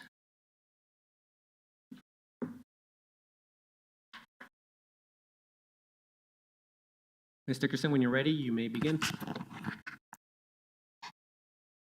CN Dickerson, Bates Logan. I am here tonight to put on the record the difficulties I have incurred with the utility department trying to get a $35.80 credit owed to me for a billing overcharge in 2022. The department has agreed that I am owed the credit, but for the last 2+ years conditioned it on a series of, in my opinion, irrelevant and specious conditions. Recently, after notifying the department that I was deducting the credit due from my most recent payment and why, I received a very terse email statement. It is required that your meter has to be replaced before credit is issued. I was not notified who was responsible for replacement, what work was to be replaced, or what was to be replaced, and why my credit was being held hostage. My understanding is that due to the rollout of the new billing system, that all customers will, at no cost, get replacement of the necessary meter parts. In 2022, I was told that I would have to pay over $300 to replace my meter, but eventually the utilities department replaced my electronics at no cost. The immediate problem was resolved, except I never have gotten my credit, and it's still conditioned on further unknown replacement. I find no condition that they could come up with to be a valid reason to delay my credit for the electronics failing and overbilling in 2022. The applicable codes, 12-1-1 and 12-1A4, pretty much negate their reasoning. I need my credit. I want my credit. I took my credit. They need to issue it. I still don't know what replacement needs to be done and why I and I alone have to pay or replace when everybody is getting it for free at the city's timeline. Anything else, Ms. Dickerson? Nope. We have a couple questions. We'll start with Member Russell and then Member Wright. Thank you, Ms. Dickerson. Was the refund that was due you related to the meter at all, or was it some other issue? Well, the issue was that they had overbilled because the electronics weren't reading correctly. This isn't the first time it's happened. It happened in 2005 also. And I got an immediate credit because there were all kinds of complaints about it, and the tech had caught it, and he was replacing it. So, okay. But they did replace the electronics. That was the problem, but they wouldn't issue the credit. Okay, thank you.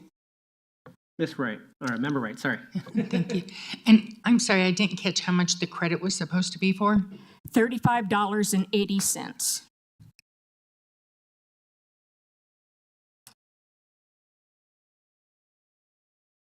Anything further, Member Okay. Wright? No, thank you. Thank you. I see no further questions. Ms. Dickerson, thanks for coming tonight. Up next is Gary Kozak, a District 3 resident. Gary, oh, there.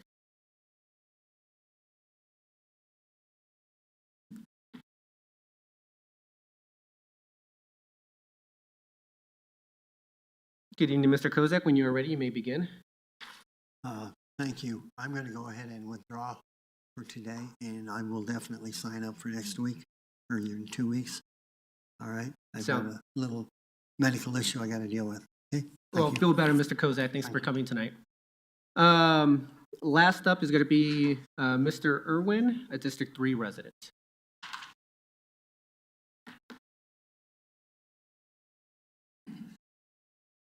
Good evening, Mr. Irwin. When you are ready, Good evening. you may begin.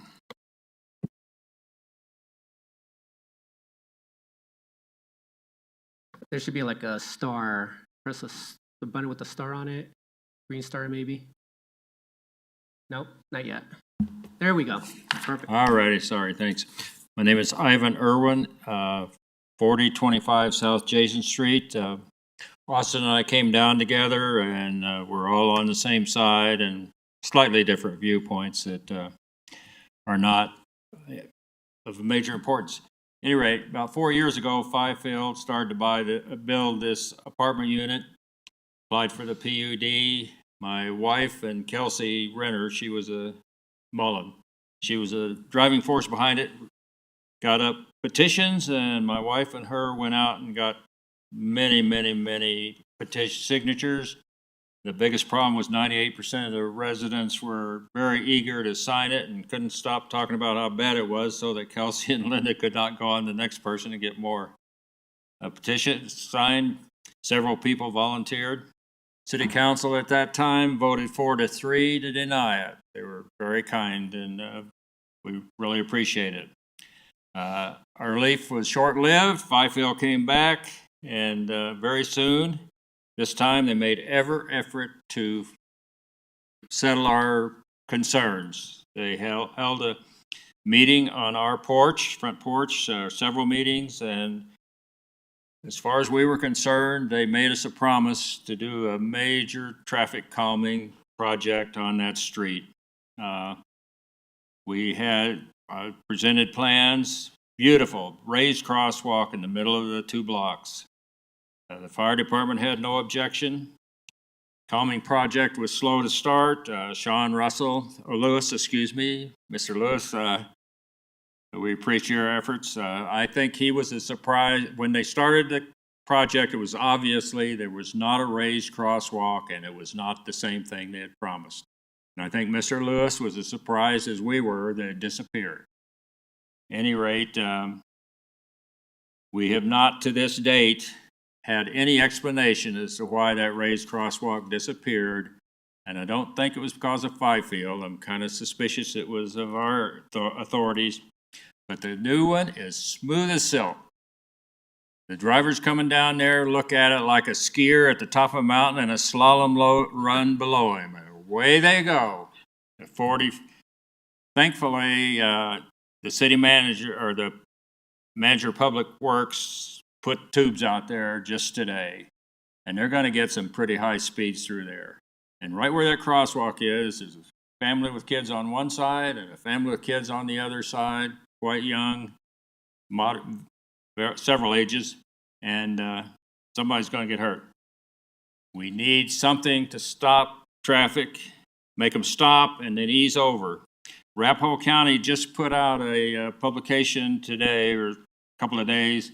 They're going to use speed bumps, and people can apply to them, and they'll put in a speed hump. Mr. Irwin, thank you very much for the information. Thanks for coming tonight. Any questions for Mr. Irwin? Go ahead, Member Wright. Thank you for being here again. Do you recall who with Fifield you worked with back then? I'm sorry, what? Do you recall who you worked with from Fifield back I then? think Phil Workman was the main person. And I remember a name, Joe Pisor, Pisor, and I'm not sure who was, if he was with the city or Fifield. I think Fifield. Okay, thank you. Thank you. Mr. Irwin, seeing no further questions, thank you very much for your time tonight. All right, City Clerk Carlisle, anyone online, or that's it for tonight? All right, that concludes public comment. Member Wright, when you are ready, you may give a response. Thank you. Thank you for everyone taking your time out of your evening and being here this evening. I am going to request several council requests. It looks like almost everybody has left already. So, Ms. Madrid, she sent us a lengthy email on her concerns. I don't know the process if we have a ordinance and then we remove it or not. So I will be, that's one of the requests. I do agree that there should not be parked vehicles sitting somewhere for multiple days and not moved, especially if they're abandoned. So I would be making requests. Crystal, I couldn't even tell her last name and I didn't catch it. Davis. It sounds like there's a lot going on with her personally and with her family. I have a council request with that. Ms. Kramer, I appreciate everything that you said this evening. I have to hold a lot of my comments. We are going to have a second study session, as you heard earlier. I appreciate your comments. And I think what alarmed me the most is the 137 responses to a survey that you said. That definitely opens the door on some improvements that we need to look at different ways to reach people and get responses from that from everybody. Ms. Benson, I always appreciate expressing your First Amendment right. Austin and Ivan, I will be putting out multiple requests. I've been on Jason. I understand the concerns. It's a wide street. It's an easy street to go very fast, and it's dangerous. And I'm very concerned if Byfield made commitments to the city and to the residents on that street. They should have lived up to it. Let's see, what else do I have here? Ms. Dickerson, I'll be making council requests. And Gary, I hope that you feel better. So let me start with my council requests. The first one is, do we, and I don't have a computer up here and I don't know Speedy Gonzalez, council member Ward, but this is actually to the city attorney and a council request. Do we currently have an ordinance for leaving cars parked in the same spot for 72 hours or more? And if we do not, what do we need to do to reenact that? And how can we, well, she sent us an email. Can we get that communication back to her? I would believe this is a code enforcement or a police enforcement type of thing. Then for Ms. Crystal, do we have the ability to possibly get her equivalent? I'm sure this goes through a magistrate type of thing, an equivalent to a public attorney or some type of thing like that. I don't know how these processes go, and if multiple departments have condemned her grandfather's home, I would believe that her grandfather could have some type of representation. I'd like to do a council request into what that process would be to get her grandfather representation, because she indicated it is his home. And then I know that we have resources that we could provide her to help with possible temporary housing. I know that Bridge House's ribbon cutting is going to be soon, possibly get that information to her for the navigation center. As far as our folks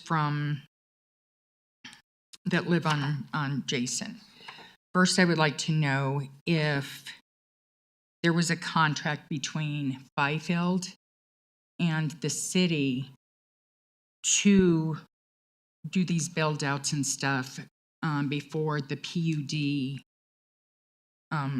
was accepted. What kind of promises were made with the city before the PUD? And if they didn't live up to their contract, is there a way we can enforce it through a fine so that the city could correct this? And then we go ahead and correct it ourselves.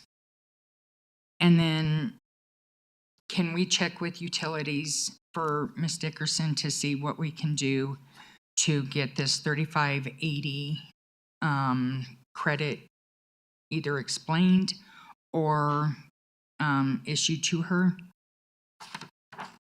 And I think that was it. So, thank you. Thank you, Member Wright. Member Russell? Actually, I would like to change the council request. I mean, you can ask that council request, but I've had this problem several times in the last 6 months with cars, people reporting cars abandoned in the city, and the police come and say, we can do nothing. But then when a council member calls, it gets taken care of.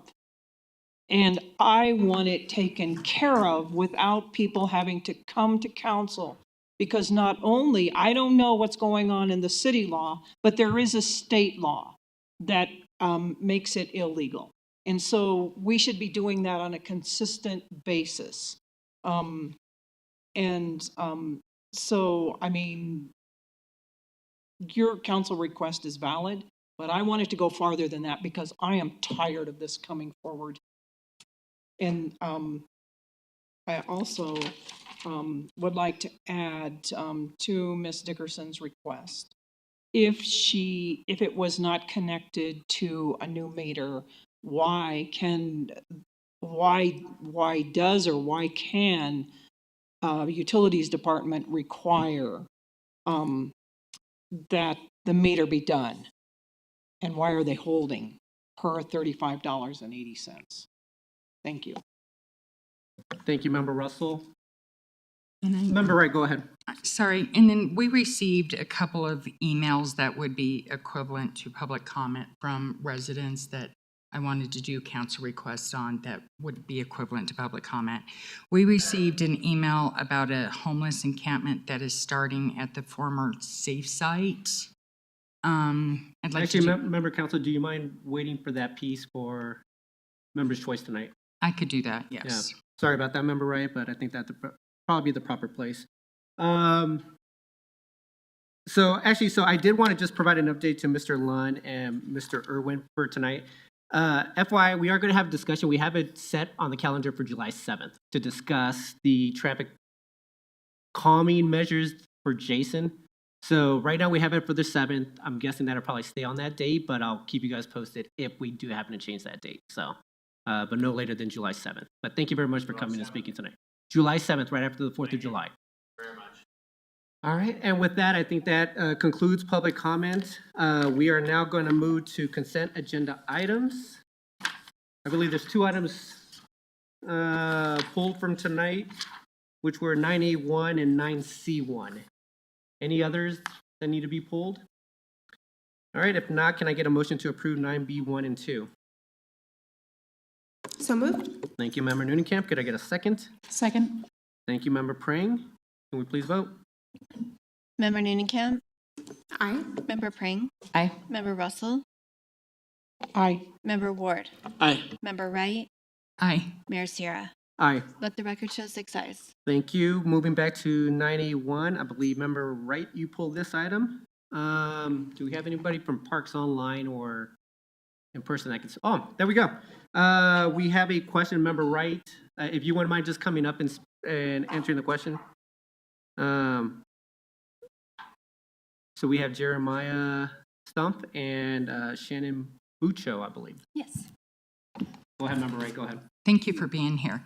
I have actually 2 questions. They shouldn't be too difficult. The first one is the Robo Ranger, see that 3 times fast, in Broken T's possession? It is not. Okay, perfect. All right, and well, that cancels the other one. That's what I needed to know. Okay, perfect. Thank you. All right. Any further questions from council? If not, can I get a motion to approve 9A1? Move to approve 9B1 9A1. or 9A1. Yeah. Thank you very much, Member Prang. Can I get a second? I'll second. Thank you, Member Wright. Any further comments? Can we please vote? Member Newnenkamp. Aye. Member Pring. Aye. Member Russell. Aye. Member Ward. Aye. Member Wright. Aye. Mayor Sierra. Aye. Let the record show 6 ayes. Thank you very much for coming in. Thank you tonight. Moving on to 9C1, I believe Member Pring, you have a question regarding the process of 9C1. This question is for City Attorney Niles. Go ahead, Member Pring. Yes, thank you. I just wanted to get informed on what the process is for appointments to groups, boards, other representation for the city by council members that are outside the norm of our set of boards and commissions that are ongoing. I am not adverse to reappointing Member Ward to this at all. I think he's done a great job and has reported back to us. I just want to understand the process of how often these situations come up and how do we make that determination on appointing members to such. Yes, I'm happy to answer that question. Except it's a non-standardized process. So this is specific appointment to the Opioid Regional Council, which was created pursuant to an intergovernmental agreement with the other entities in the Regional Council. And so it provides specifically for an appointment of a voting member jointly appointed by Englewood, Sheridan, and Littleton. And that's how we negotiated that agreement. And so as soon as we approved that IGA, then we brought it to council to ask, who would you like to appoint? At the time, it was Mayor Pro Tem Ward had been very involved in the process. And so he volunteered to serve in that capacity. And Littleton and Sheridan agreed to the appointment for him to represent all three.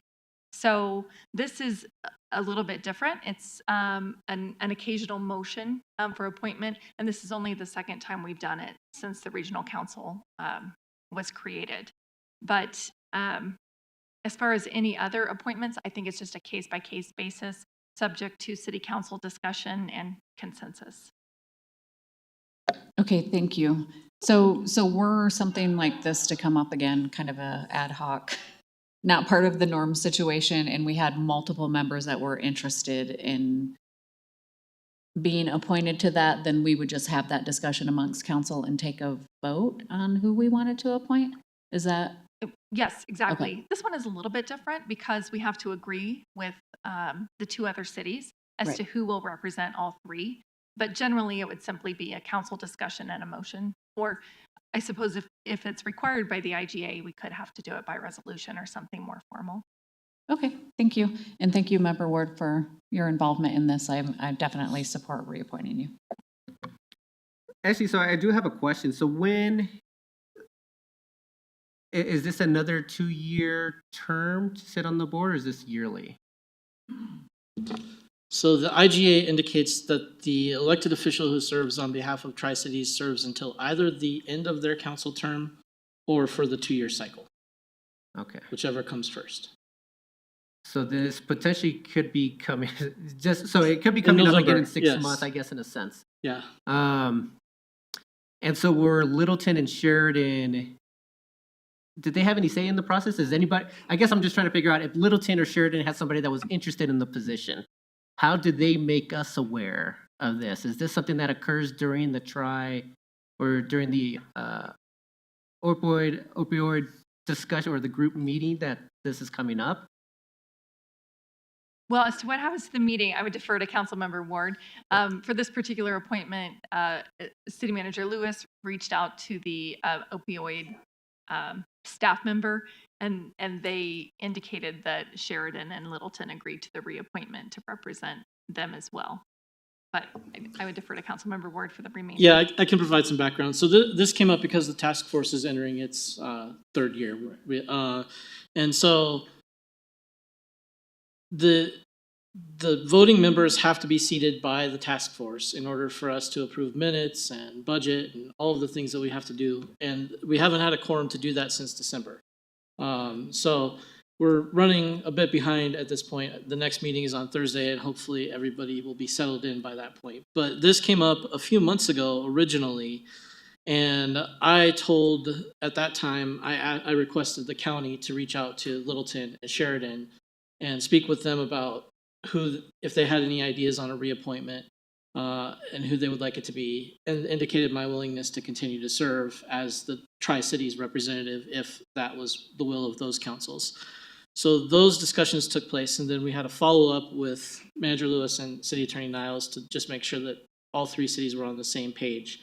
Tonight's vote is the culmination of that process in order to officially recognize my appointment so that I could be a full voting member on Thursday. Thank you very much, Member Ward. Any further questions for members of council? Not, can I get a motion to approve 9C1? Move to approve 9C1. Thank you very much, Member Prank. Can I get a second? Second? Thank you, Member Noonekamp. Any further comments? I'll just add in here, Member Ward, I think you've done a fantastic job as our representative on the Opioid Arapahoe Regional Council. You've kept us informed about the updates from that board. The only thing that I may ask as part of just any future discussion is that maybe we bring this up prior to it coming on the agenda. We have it as part of members' choice previously. In the event that somebody else from Englewood City Council wants to be part of this or any type of board that kind of fits this non-standard board, just in case someone else happens to have it. I think you've done a fantastic job, so I have no qualms with reappointing you, but I just think just to open it up for anybody else that may be interested in it in the future, I think that's something we may want to just discuss prior to it being on the agenda. So that's just a thought. Go ahead, Member Ward. I'll just note that the mayor and the Mayor Pro Tem are the ones who set the agenda, so. Don't be calling me out now. No, it's a fair point. So I think that's something that definitely should have been brought up prior to that. But all right, with no further comments, can we please vote? Member Noonekamp? Aye. Member Pring? Aye. Member Russell? Aye. Member Ward? Aye. Member Wright? Aye. Mayor Sierra? Aye. Let the record show 6 ayes. Perfect. Thank you so much. All right, now moving on to 11C1, since we don't have any public hearing items. We have Director of Finance Kevin Engels here on the budget supplemental.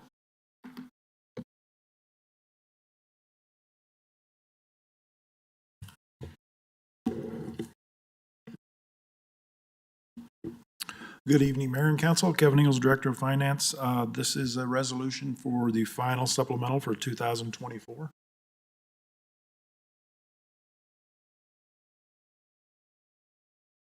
So the first few slides are just a review of the process. I won't go over those individually, and then we'll talk about the 4 requests that we have this evening.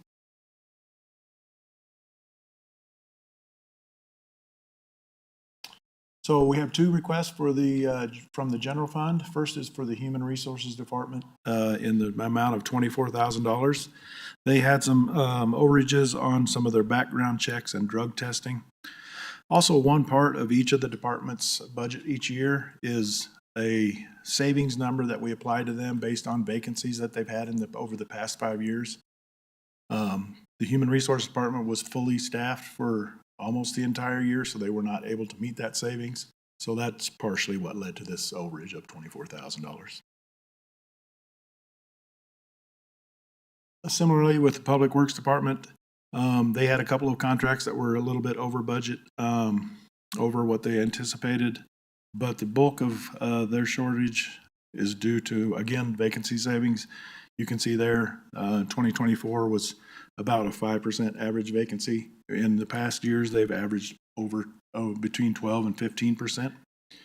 And that anticipated vacancy savings was $307,000.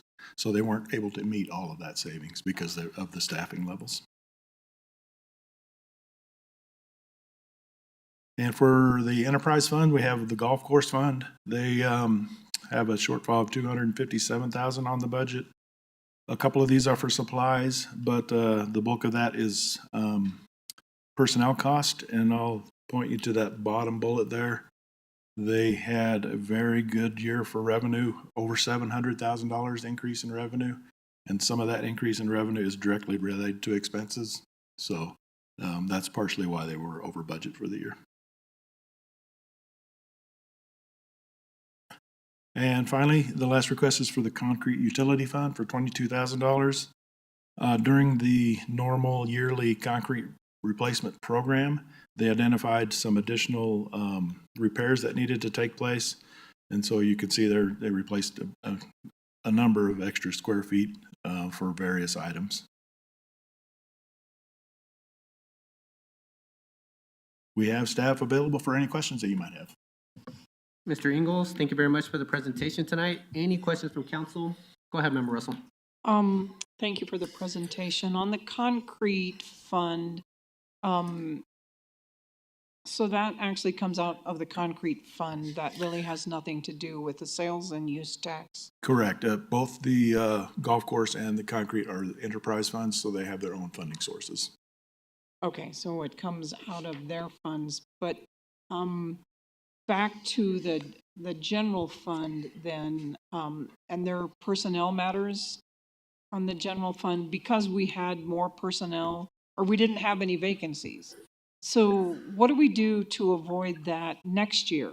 I mean, because if we're fully staffed, I mean, why is it that we count on those vacancy rates to fill the budget?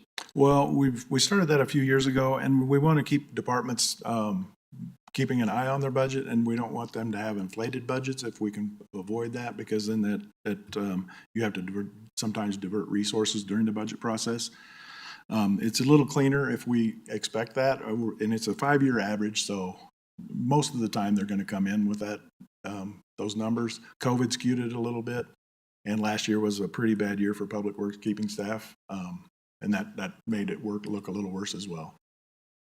So do we need this approved prior to the CAFR? I mean, can the CAFR come out without these corrected? No, it could not. So are we, normally we get the CAFR pretty soon, correct? Sometime? It's scheduled for the 23rd of June. Okay, and will this true up everything? Is this the final budget supplement? Unless there's something that we don't know about, this should be the final. Okay, and so the figures that we were given in the budget about the year-ending balance, does this change any of that? This does not. Those were already in the expense columns. Okay, thank you. Go ahead, Member Ward. No matter how many times we do this, I have to admit this process still strikes me as strange. Here we are in May. We're working on a closeout of December 31st of last year so that we can pass an audit, which is essentially designed to establish that we spent what we said we were going to spend and we took in what we were going to take in. It feels always a little bit like we're cheating on the test. How would you respond to that? I mean, this decision that's before me of voting yes or no on this supplemental is going to have no substantive change. The money's been spent. It's coming from somewhere. The only question is whether or not I consent to where it came from, or I want to make it look like we overdrew our bank account, I guess. Would you agree? I understand that 100%. And it's been a discussion with council, I believe, the last 3 or 4 years. You probably brought it up. And it's a balancing act between, do we bring you more supplementals, or do we wait and make sure we have a final number to bring to you? And I don't think we've had clear expectation from a majority of council. I think I sort of understand why we can't do this at the end of December, but I have to admit that would make me vastly more comfortable, because then I would be asking to approve a decision that actually has some meaning to me. Yeah, and we do a November supplemental, and we really try to have departments give us their best estimate on what is going to happen, but that's still 4 months before we've closed out the expenditures with vendors. So okay, all right. Well, thank you. Member Wright. Thank you. Hi there. Hi. When was comp and class done? Which year? I believe 2022, and implemented over 22 and 23. That's mostly. Correct. Yeah, it was finished in November, December of 2022, and then implemented in 2023.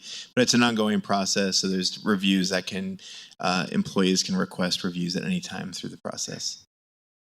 So when I'm seeing on here for Broken T, the $183,000 increase in wages, salaries, and related costs for the comp and class study, does that go clear back to 2022? I'm going to defer to the department because I'm not sure what the process was for them in particular.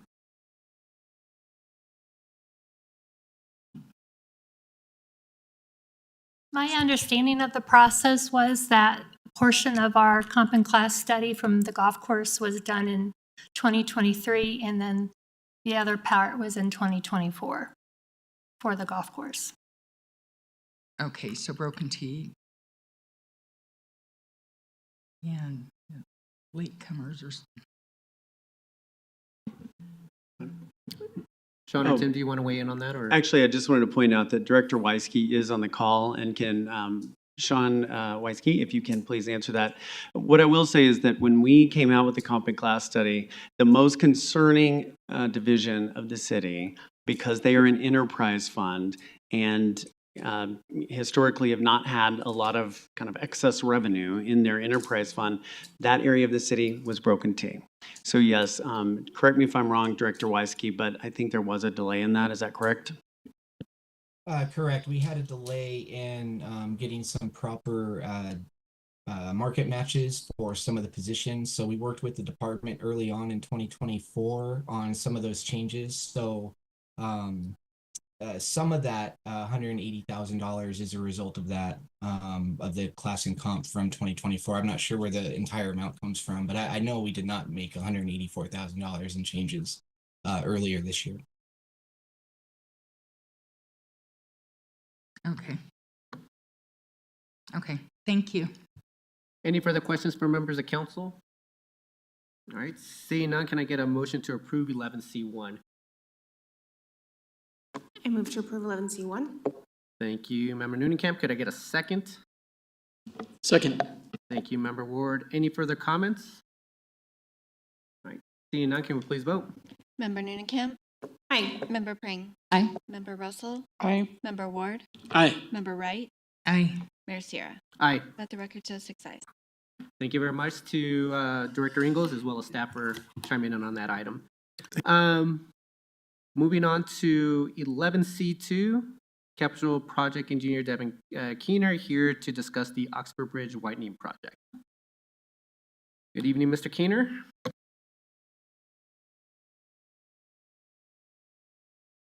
Thanks for the catch, Sean.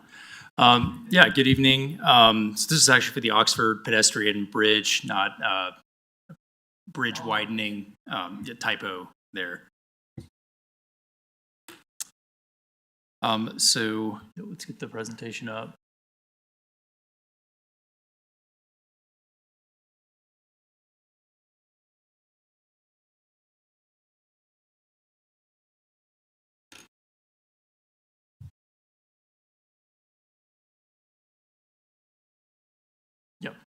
Yep, that's it. So I'm Devin Keener, Capital Projects Engineer with Public Works, and tonight I've just got a brief presentation on the Oxford pedestrian bridge. We're to have temporary construction easements and a parcel acquisition that we need in order to move forward with the construction of the Oxford Avenue pedestrian bridge. So moving on to the next slide, I thought it'd just be best to start off with just this overview here. Picture kind of speaks 1,000 words. So in yellow, we've got our temporary access easement. In red, that's where we have a temporary easement to stage materials and equipment for the project. In blue here, that's going to be the permanent parcel that we need to purchase to construct the bridge. And then I've got the bridge here highlighted in the gray color. So we've got an access down here on the southwest side, and then we've got a ramp up, got the bridge right here, and then it has two connection points. We've got one connection coming over here to the northwest corner of Oxford Avenue, and then there's also a connection that comes all the way out over here and drops you right about next to where the light rail station is. Something else I just want to point out in this overview is there's going to be a future connection here with the rail trail. I believe that we're in the planning process of that. So this is kind of part of a larger design and process that we want to do with, I think it's the walk-in wheel is what it's called, is the whole implementation there. So eventually this bridge is going to connect with that whole rail trail as well. I'll move on to the next slide. So the needs of the acquisition are basically to facilitate the construction of the project. We're planning on going to construction on the bridge on June 2nd. That's when we expect to give the notice to proceed. In order to construct the bridge on the south end, we have to have this temporary easement in order to access property on the Oxford Station Apartments land. And we need this yellow area to get in, then we need some of the red area here. These are all temporary staging and access areas. And then we need this permanent parcel right here, which is just encompassing part of the sidewalk that we need in order to fully construct the project and make sure that it's not on the apartment property. So in terms of cost, it's $194,100. It's going to be funded from our city's capital account, which is the Oxford Avenue pedestrian bridge match. So we already have the funding for this. This does not require a funding match by CDOT. And the Oxford Station Apartments have already agreed to the costs. They're aware of the upcoming construction schedule as well. I have spoken a little bit about the timeline already. So we expect to start construction in early June, and then that's going to run through December. So this acquisition of the temporary parcels and then the permanent parcel, or the temporary easements and then the permanent parcel need to be done before we go to construction.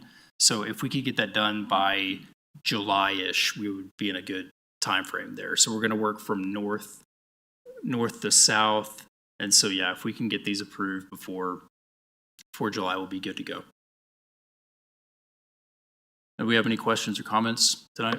Mr. Keener, thank you very much for your presentation tonight. Any questions? Go ahead, Member Ward. When we do a project like this, how do we ensure that even with the easement, we keep disruption to the hundreds of residents who live in the apartment complex to a minimum? That apartment complex has seen a fair amount of city-related trauma over the last couple of years. Recall a gigantic sinkhole in the corner of Oxford and Navajo, right next to the foundation of the apartment complex, and months of work trying to fill in and repair that. I guess I'm just concerned that this project might be the straw that broke the camel's back for some of those residents. What are we doing to communicate with the residents of the apartment complex, as opposed to just the landowners or the apartment complex owners, to ensure that this process runs smoothly, not only so that I don't get phone calls, but so that we leave everyone with a good impression of what the city can do? Yeah, sure. That's a great question. That's something we always deal with during construction. And we actually have a full-time communications coordinator on this project. And so that's applicable to every CDOT and Federal Highway Association project that we do. So it always comes with a kind of a resident coordinator, and they'll be communicating, daily or as needed with the manager of the apartment complex. So it's really just that constant communication and just making sure on the day-to-day that we've got those communications going out to the apartment complex. And make, if the vehicles are in the way, it's make sure that we get everything moved, make sure that we have the least impact as possible. But at the end of the day, it is a construction, project. And so there is going to be disruption. We do think that the final product is definitely going to be worth it. And I think that the residents are going to love it. But I just think the communication is really the key there. And we have all of our bases covered with that. Thank you. Mr. Keener, thank you very much for this visual here. I think this answers some of the questions that I have. So what we are approving tonight is an easement on the southwest corner of Oxford and Navajo. What's always given me pause, and I raised it during the last time when we approved the bridge, was whether or not this is going to get used. And it looks like we're getting closer. My concern was that residents or anyone that is going to be utilizing this bridge, from my understanding from the previous discussion, was they're going to have to walk alongside or through the buildings there to kind of get to the bridge. They would walk across, and if they were utilizing the RTD, they would have to walk back down towards Oxford, walk up Navajo, and then go back up to the RTD So like here. station. Yeah, that originally was. Yeah.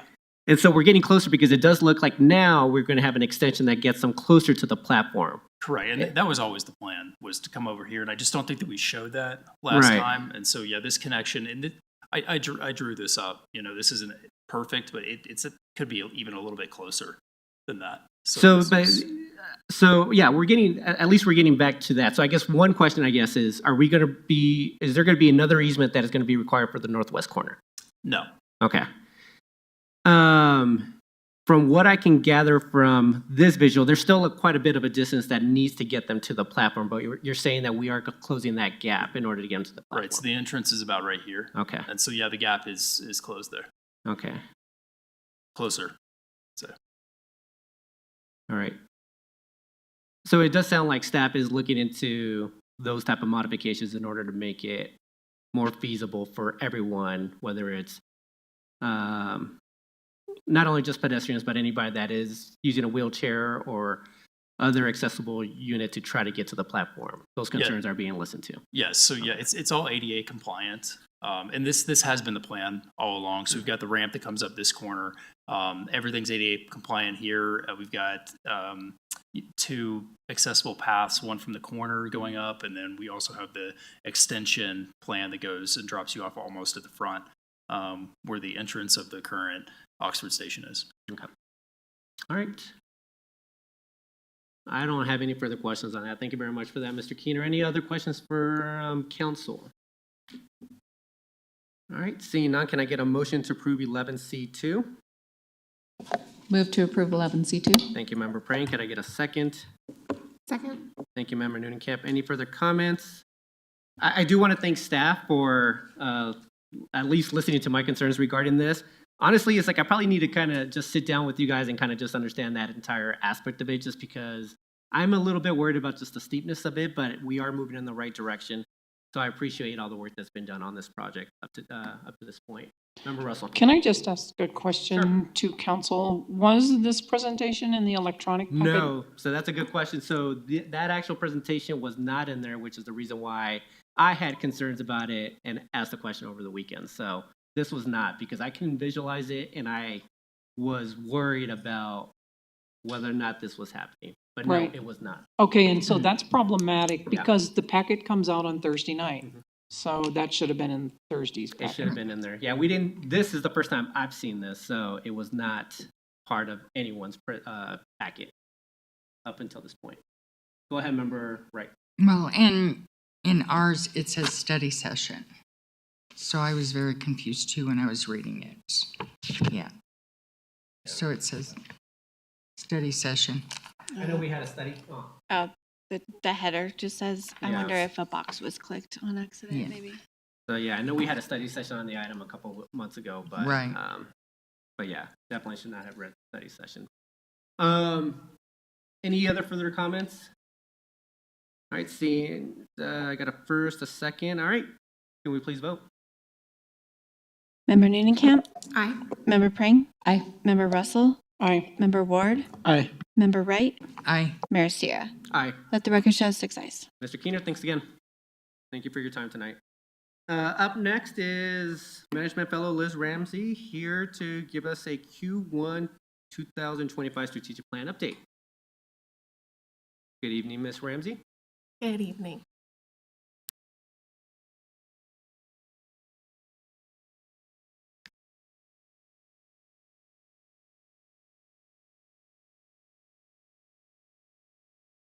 Don't worry.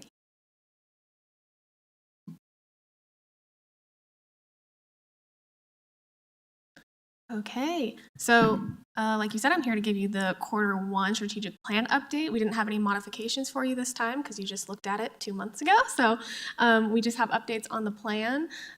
So with everything compiled for 2025, you always have your 8 outcome areas. We have 57 goals, 149 key projects, 110 metrics. 3 projects in development and 8 plug-in plans, give or take a few, if I miscounted. And for Q1, we just had 7 key projects that were expected to be delivered. 5 of those have been completed, 2 have been delayed. So I'll hit the highlights on the delayed ones in particular. So the first one was to apply for the Colorado Statewide Internet Portal Authority grant. This was specifically for a diversity and inclusion goal, and it was around getting our web page upgraded or finding funds to get the web page upgraded. We actually did apply for this grant and then withdrew our application. We plan to apply again in July. We wanted some more time to work on that application. The next 2 projects on this have been completed. The Engelfix new standards have been implemented, staff has been trained, and then the Englewood technology plan you all saw in a study session on March 10th. The artificial intelligence policy, this has been completed, an AI policy working group developed some interim guidelines, and they revisit them each quarter to make sure that it stays up to date with the current fast-moving climate. And then the last delayed one was the implementation of digital voting system for council meetings. There's been some software challenges, but the training for this is set for July with implementation of your digital voting system in July as well. And then finally, these 2 have been completed in the safety outcome area to order and maintain supplies for emergencies and to develop new and innovative strategies for communication. That one will obviously probably be ongoing throughout the year, but there is an update there on some of the progress that they have made. And then just a quick note on all of the dashboards we keep updated. We have our performance metrics dashboard. This is updated quarterly and also has the targets for the applicable metrics that were assigned ones. We also have our project board, and then at the request of council, we have also launched a Englewood Engage page.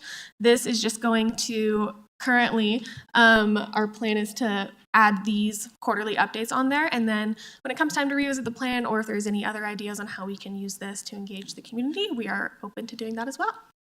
And I'm happy to answer any questions. Liz, thank you very much for the presentation. Member Noonenkamp. I have just a couple comments, not questions, but thank you so much. Really appreciate the presentation and all the hard work that went into it. 2 quick things. One, congrats on the Engelfix. I know that's been a very long project. That feels very nice. And I'm very excited to see this on Englewood Engage. Thank you so much for taking that direction.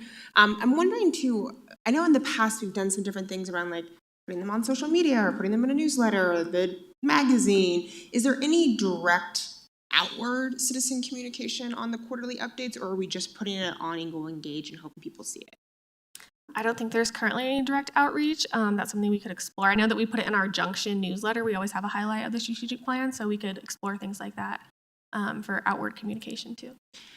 My only feedback is that oftentimes when I talk to citizens, they don't realize that we have a strategic plan.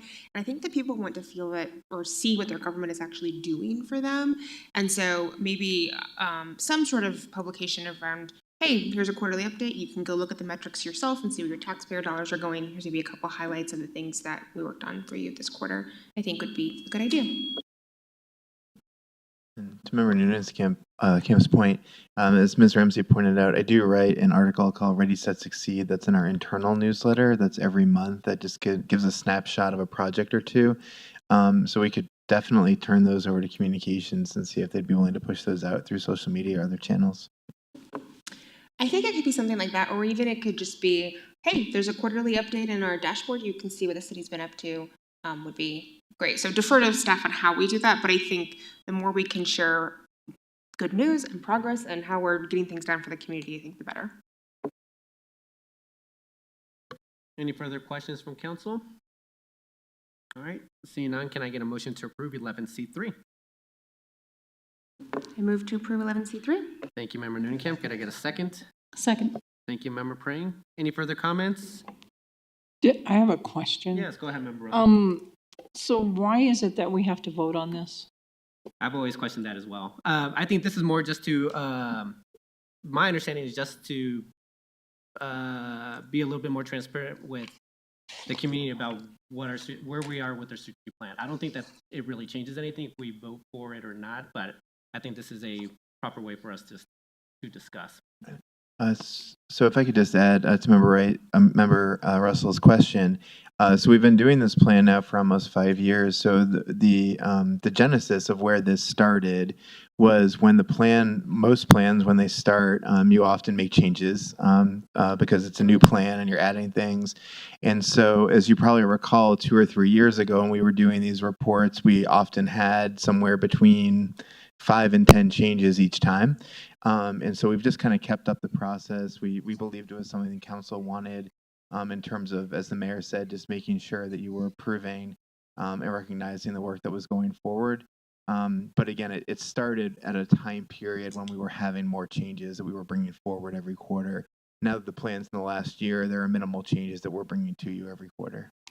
But the truth is, the council isn't really weighing in on these changes. Is that correct? Or do you ever bring forward changes that you want council approval on? Yeah, we absolutely bring, so any change in direction to the strategic plan, we don't make on our own. We bring to staff in these quarterly reports. It's just that because the plan has been going on for a while now, we're not bringing as many changes forward just because a lot of the changes have already been made that we would recommend. But these quarterly reports started as a way for staff to propose changes if things were delayed, or if we wanted to change language, or if there were plug-in plans were developed throughout the year. We weren't going to make those changes to the strategic plan because it's council's plan, so we wanted to bring those changes forward. It's just that given that we're in the last year of the plan, there's fewer changes that we have. Okay, thank you very much. All right, see no further questions or comments. Can we please vote? Member Noonan. Aye. Member Pring. Aye. Member Russell. Aye. Member Ward. Aye. Member Wright. Aye. Mayor Sierra. Aye. Let the record show 6 ayes. All right, thank you. All right, moving on. Thank you very much, Liz, for the discussion. Moving on to Mayor's Choice, just one item for tonight from me. I want to thank Liz, as well as Lady Justice Brewery, and also the citizens that came out for the latest conversations with council last, what was that, Wednesday, Tuesday? Somewhere along that. But anyway, thank you very much for hosting us. I had a great time, and thank you very much for all the citizens that came in and provided their viewpoint on some of the issues that they saw within the city. All right, anyone with council member's choice? Go ahead, Member Wright. Thank you. Okay, I had a couple of council member requests. Gosh, see, this is why I didn't want to wait. It's getting late for me. All right, we received a couple of emails from some residents. One of them, and I've not been able to confirm this myself, they came in either late at night or early in the morning today. One, I believe a homeless encampment has been set up at 3995 South Broadway. They had said that the safe site, I believe it is, has shut down. And they were saying that a homeless site encampment has been set up there. So if we could check that out and confirm, and if it has possibly worked with the property owners there. The other one is possible, some council members had received the email, not everybody. I will forward it. I believe 5280, yes, where there's possible code violations going on. Nothing was said what the code violations are. There was video sent about something that was going on last night. I myself didn't see anything going on the property. It was all on the sidewalk and all in the street. But then there was a follow-up email saying, well, there's all kinds of code violations, but there was nothing specific. I believe Deputy Director Dodd received that email also. So maybe somebody could reach out to the individuals that sent that email and ask for specific incidents of what's going on. I know that it Tim, you're very, very good with your emails, and you could ask for specifics maybe so that everything could be addressed there. The other email that council received was about a car meetup near Hampton and Cherokee, either where the former Hobby Lobby was or where Lava Island is now.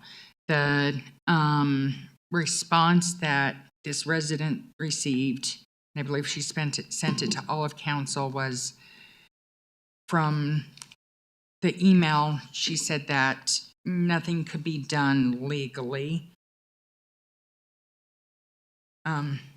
City Manager Lewis, I don't know if you received that email or not, or if it's been forwarded to you. I will send it to you.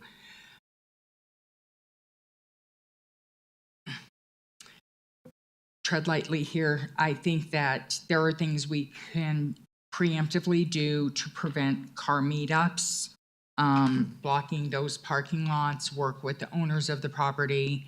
There are noise things, noise laws, if they're not drag racing and stuff. I believe there's things that, current laws that could be enforced, and also there are other things that possibly the council could work with city attorney's office. This council agreed that we don't want to take people's cars away without going through due process. But I think there are preemptive things that other cities do, and they do it very well, to stop these car meetups from happening and stuff and waking people up all hours of the night. And this council or the city could discuss some of those things from happening.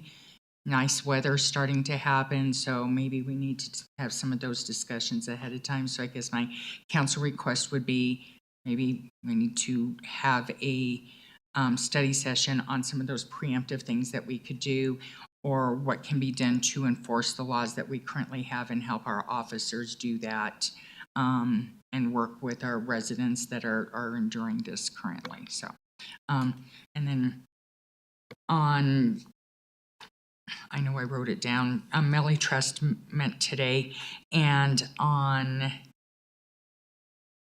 well, I guess not. I didn't write down the date. Never mind. so thanks.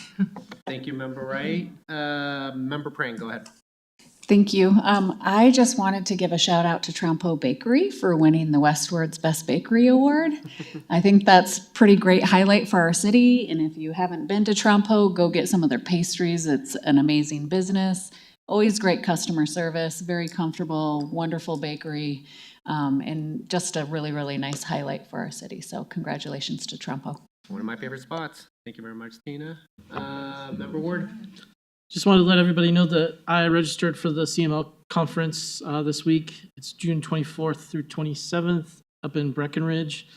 There's still time to register if anybody else wants to join me. I've heard that I'm the only council member registered for that at this time. So it tends to be a great event. I've attended every year of my council service and learned a lot there. And it's also nice to get together with elected officials and bureaucrats from other jurisdictions and talk about all the great things that are going on around Colorado.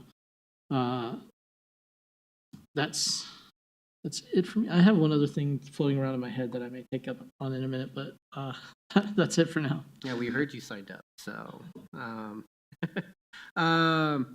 so actually, just real quick, just because I should just make council aware, I did forward the email from 5280 to our city attorney Niles on that. So just an FYI, just based on some of the code infractions that were stated, I just wanted our city attorney to look it over and provide a response. So that was it on that. Thank you very much for those council requests. Member Wright, nothing else there or from council?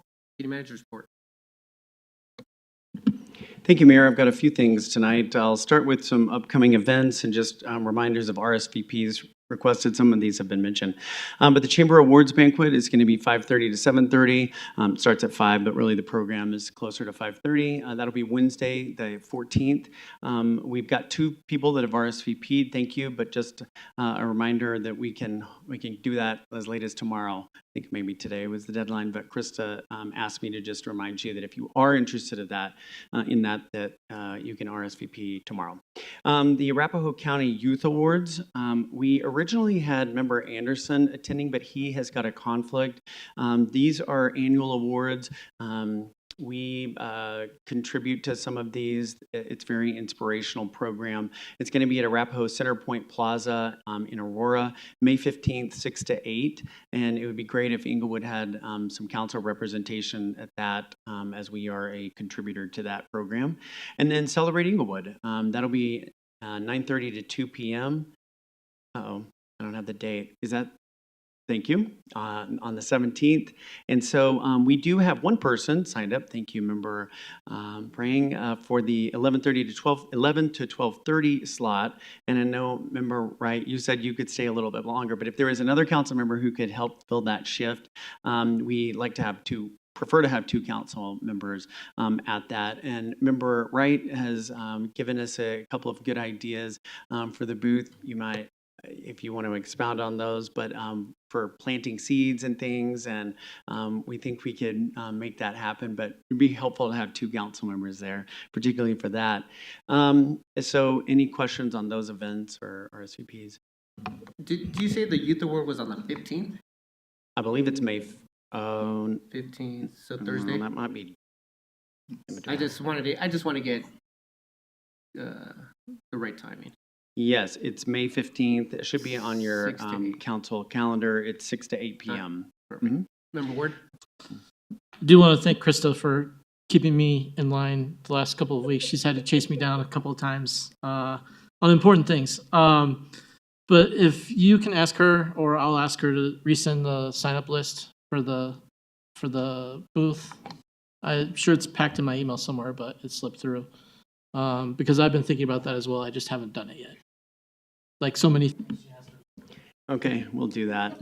And then just a couple of follow-ups, both from tonight's as well as some emails that you all have received. With regard to the car meetups, we have been doing a lot of work on that. I've just was getting information from police that are in the room. We have reached out to the owners of that lot, the Hobby Lobby lot. We've spoken to the management of Denny's as well as Lava Island today, and we do have a plan in place this weekend to control that lot. We're also reaching out to the organizer. We have reached out to them multiple times. We monitor their Facebook page to do everything we can to ensure that those are not here. But police, really since we had a number of residents from the Cushing neighborhood come to council, police has been and that was over a year ago, has been really aggressive in trying to address those problems. We appreciate the suggestions and thoughts on that, but just want to make sure that council knows that we're doing that. We also have increased enforcement days with regard to that as well. Moving on to the abandoned vehicle parking, I have been in touch with Ms. Madrid, who came and spoke tonight, and we are a little bit confused, and I asked her for a little bit of clarification on that because since COVID, the shutdown ended, we've been enforcing that. In the last 30 days, we have 72 issues of we've issued 72 notices of violation. So when a car is on the street for over 3 days, it's a combination of proactive and reactive enforcement that we go out and do that.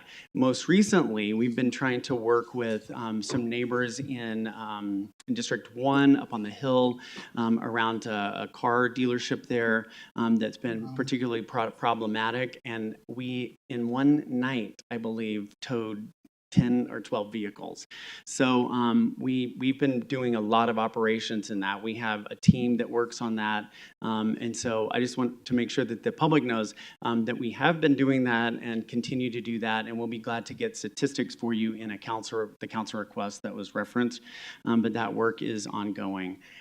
We did have a little bit of confusion in commercial areas. One of you, or maybe more, received an email from a new business that's located in a predominantly residential area where we were having some difficulty enforcing the 2-hour parking. That was a commercial regulation. We did have clarification that we've gotten cleared up between police, the city attorney's office, and my office, just to make sure that police know that they can, in fact, tires. There was a circuit court that said you couldn't do that anymore, that was basically infringing on the rights of the car owner, and that's the way we really enforce that. We've since learned that circuit court is not the circuit court that serves Englewood, and so we are resuming that and really kind of getting our feet on the ground with regard to commercial area. But that's really the only area of parking that we've had any kind of lull or inactivity, but we're back on top of that and working really hard to make sure that we are keeping those parking spaces turned over in commercial areas, because each one of those spaces is money to those businesses that won't have customers if they don't have turnover in their parking. So I believe that that's all I've got for tonight. I'd be glad to answer any questions. Oh, I'm sorry, I do have one other item. With regard to the member of the community that came to speak about her purse, we have gotten her contact information, her phone number, and are going to be scheduling time to do that. There was a pretty extended period of time when the home was condemned for meth contamination that the residents were given. The owner of that is, through adult services, is in housing, so he is housed and he has not been put out on the street by any means. But we did get her phone number tonight, and we'll make sure that she has an opportunity to go back in and get any personal belongings she may have. Good. Member Wright, do you mind if I ask a quick question about the traffic, the parking? So so Ms. Madrid made a comment that she called in and received a response that that's not much we could do. Is it because she spoke to police department, but we have a traffic division that normally handles that, or any idea, assumptions on why she was giving the response she was? It's a great question. With her phone number, I think we'll be able to look that up, but Division Chief LeClaire is getting in touch with her, who's in the room tonight. If you have any further questions on that follow-up, we'll make sure that we get to the bottom of any misinformation that any part of the department or even another city department may be giving, because, I mean, 72 citations and or tows in the last 30 days. We're being pretty aggressive in this. And I know that we've been speaking about it, but I just wanted to, thanks for the clarification on the commercial versus the residential, but it's all one policy, so I appreciate that. City Manager. Go ahead, Member Wright. Thank you. I was going to mention this and I forgot. City Manager mentioned an idea we had for celebrating Englewood. Well, first of all, I know there's several council members signed up for that day. Right, So- we just have that one gap in that one shift. Oh, But I think okay. the other shifts are taken care of, but we'll get the information to Councilmember Ward. Okay, oh, yeah. You are absolutely yeah. enough, but it's a lot Yeah. when you have a lot of residents. Well, and I think that happened last time when we ended up hanging out too. So I guess we're just meant to be paired up. And so Krista and I were talking last week about, all of us know last year was my first celebrating Englewood, and we had the little, I don't know, tree where people would write stuff on the little leaf and stick it up there, and then it'd fall off, and we'd have to find tape from another department and tape it on there. And I'm like, there's got to be something else that we could do. So I was thinking about ideas and stuff like that, and it's May and planting season. So I came up with this idea. And what if we handed out seeds to people? So if they wrote down on the little leaf, and I've already asked Krista for tape, and they wrote down what they would do personally to improve their lives or the city or the neighborhood or whatever, and put it on the tree. And then they could pick from seeds. And we picked out some pollinator seeds, or some vegetable seeds or whatever, picked out some, and then we'd give them to them. And then I was thinking, what about people that live in apartments? They don't have a garden. So we were thinking about little pots, and while we were talking to them, we could plant a seed with them, and they could take it with them. So I think that's what we're going to go with, unless anybody really objects. So there's more interaction. We're doing stuff with them. We'll still have all the information that council's doing and stuff that we could hand out, but it's kind of getting more commitment from our citizens and stuff on what they may do to improve things, just be it personally or within the city or their neighborhood or with their neighbor or whatever, and it's more engaging, I think. Now, if you want to know my ideas for the block party. No. So, Thank so you, Member that's Wright. what I was thinking, so. Yeah, I think it's great for council to kind of, hear that, and we thought it was a good idea as well. Unfortunately, I have my nephew's graduation from high school on that Saturday in Texas, so I will not be able to be there, but. You used that excuse last year. I can bring you the certificate and photos as necessary. But I know it'll be a great event, and I really appreciate Tony Arnaldi and all of our event staff who are working hard to put that on. I also just want to give a shout out to Sam Watson. He was the instigator of this event. It was originally at the police department, and he brought it to us, and it's kind of grown from there and moved over here. But just want to honor his legacy here in Englewood. Thank you very much, City Manager Lewis. No objections from me on the seed idea, so thank you very much, Member Wright. See, again, I was going to do it a second time tonight where I called you Miss Wright. Yes, I write your name down every single week. So, all right. With nothing else, everyone, this meeting is now adjourned. Everyone, have a great evening. See you next Monday.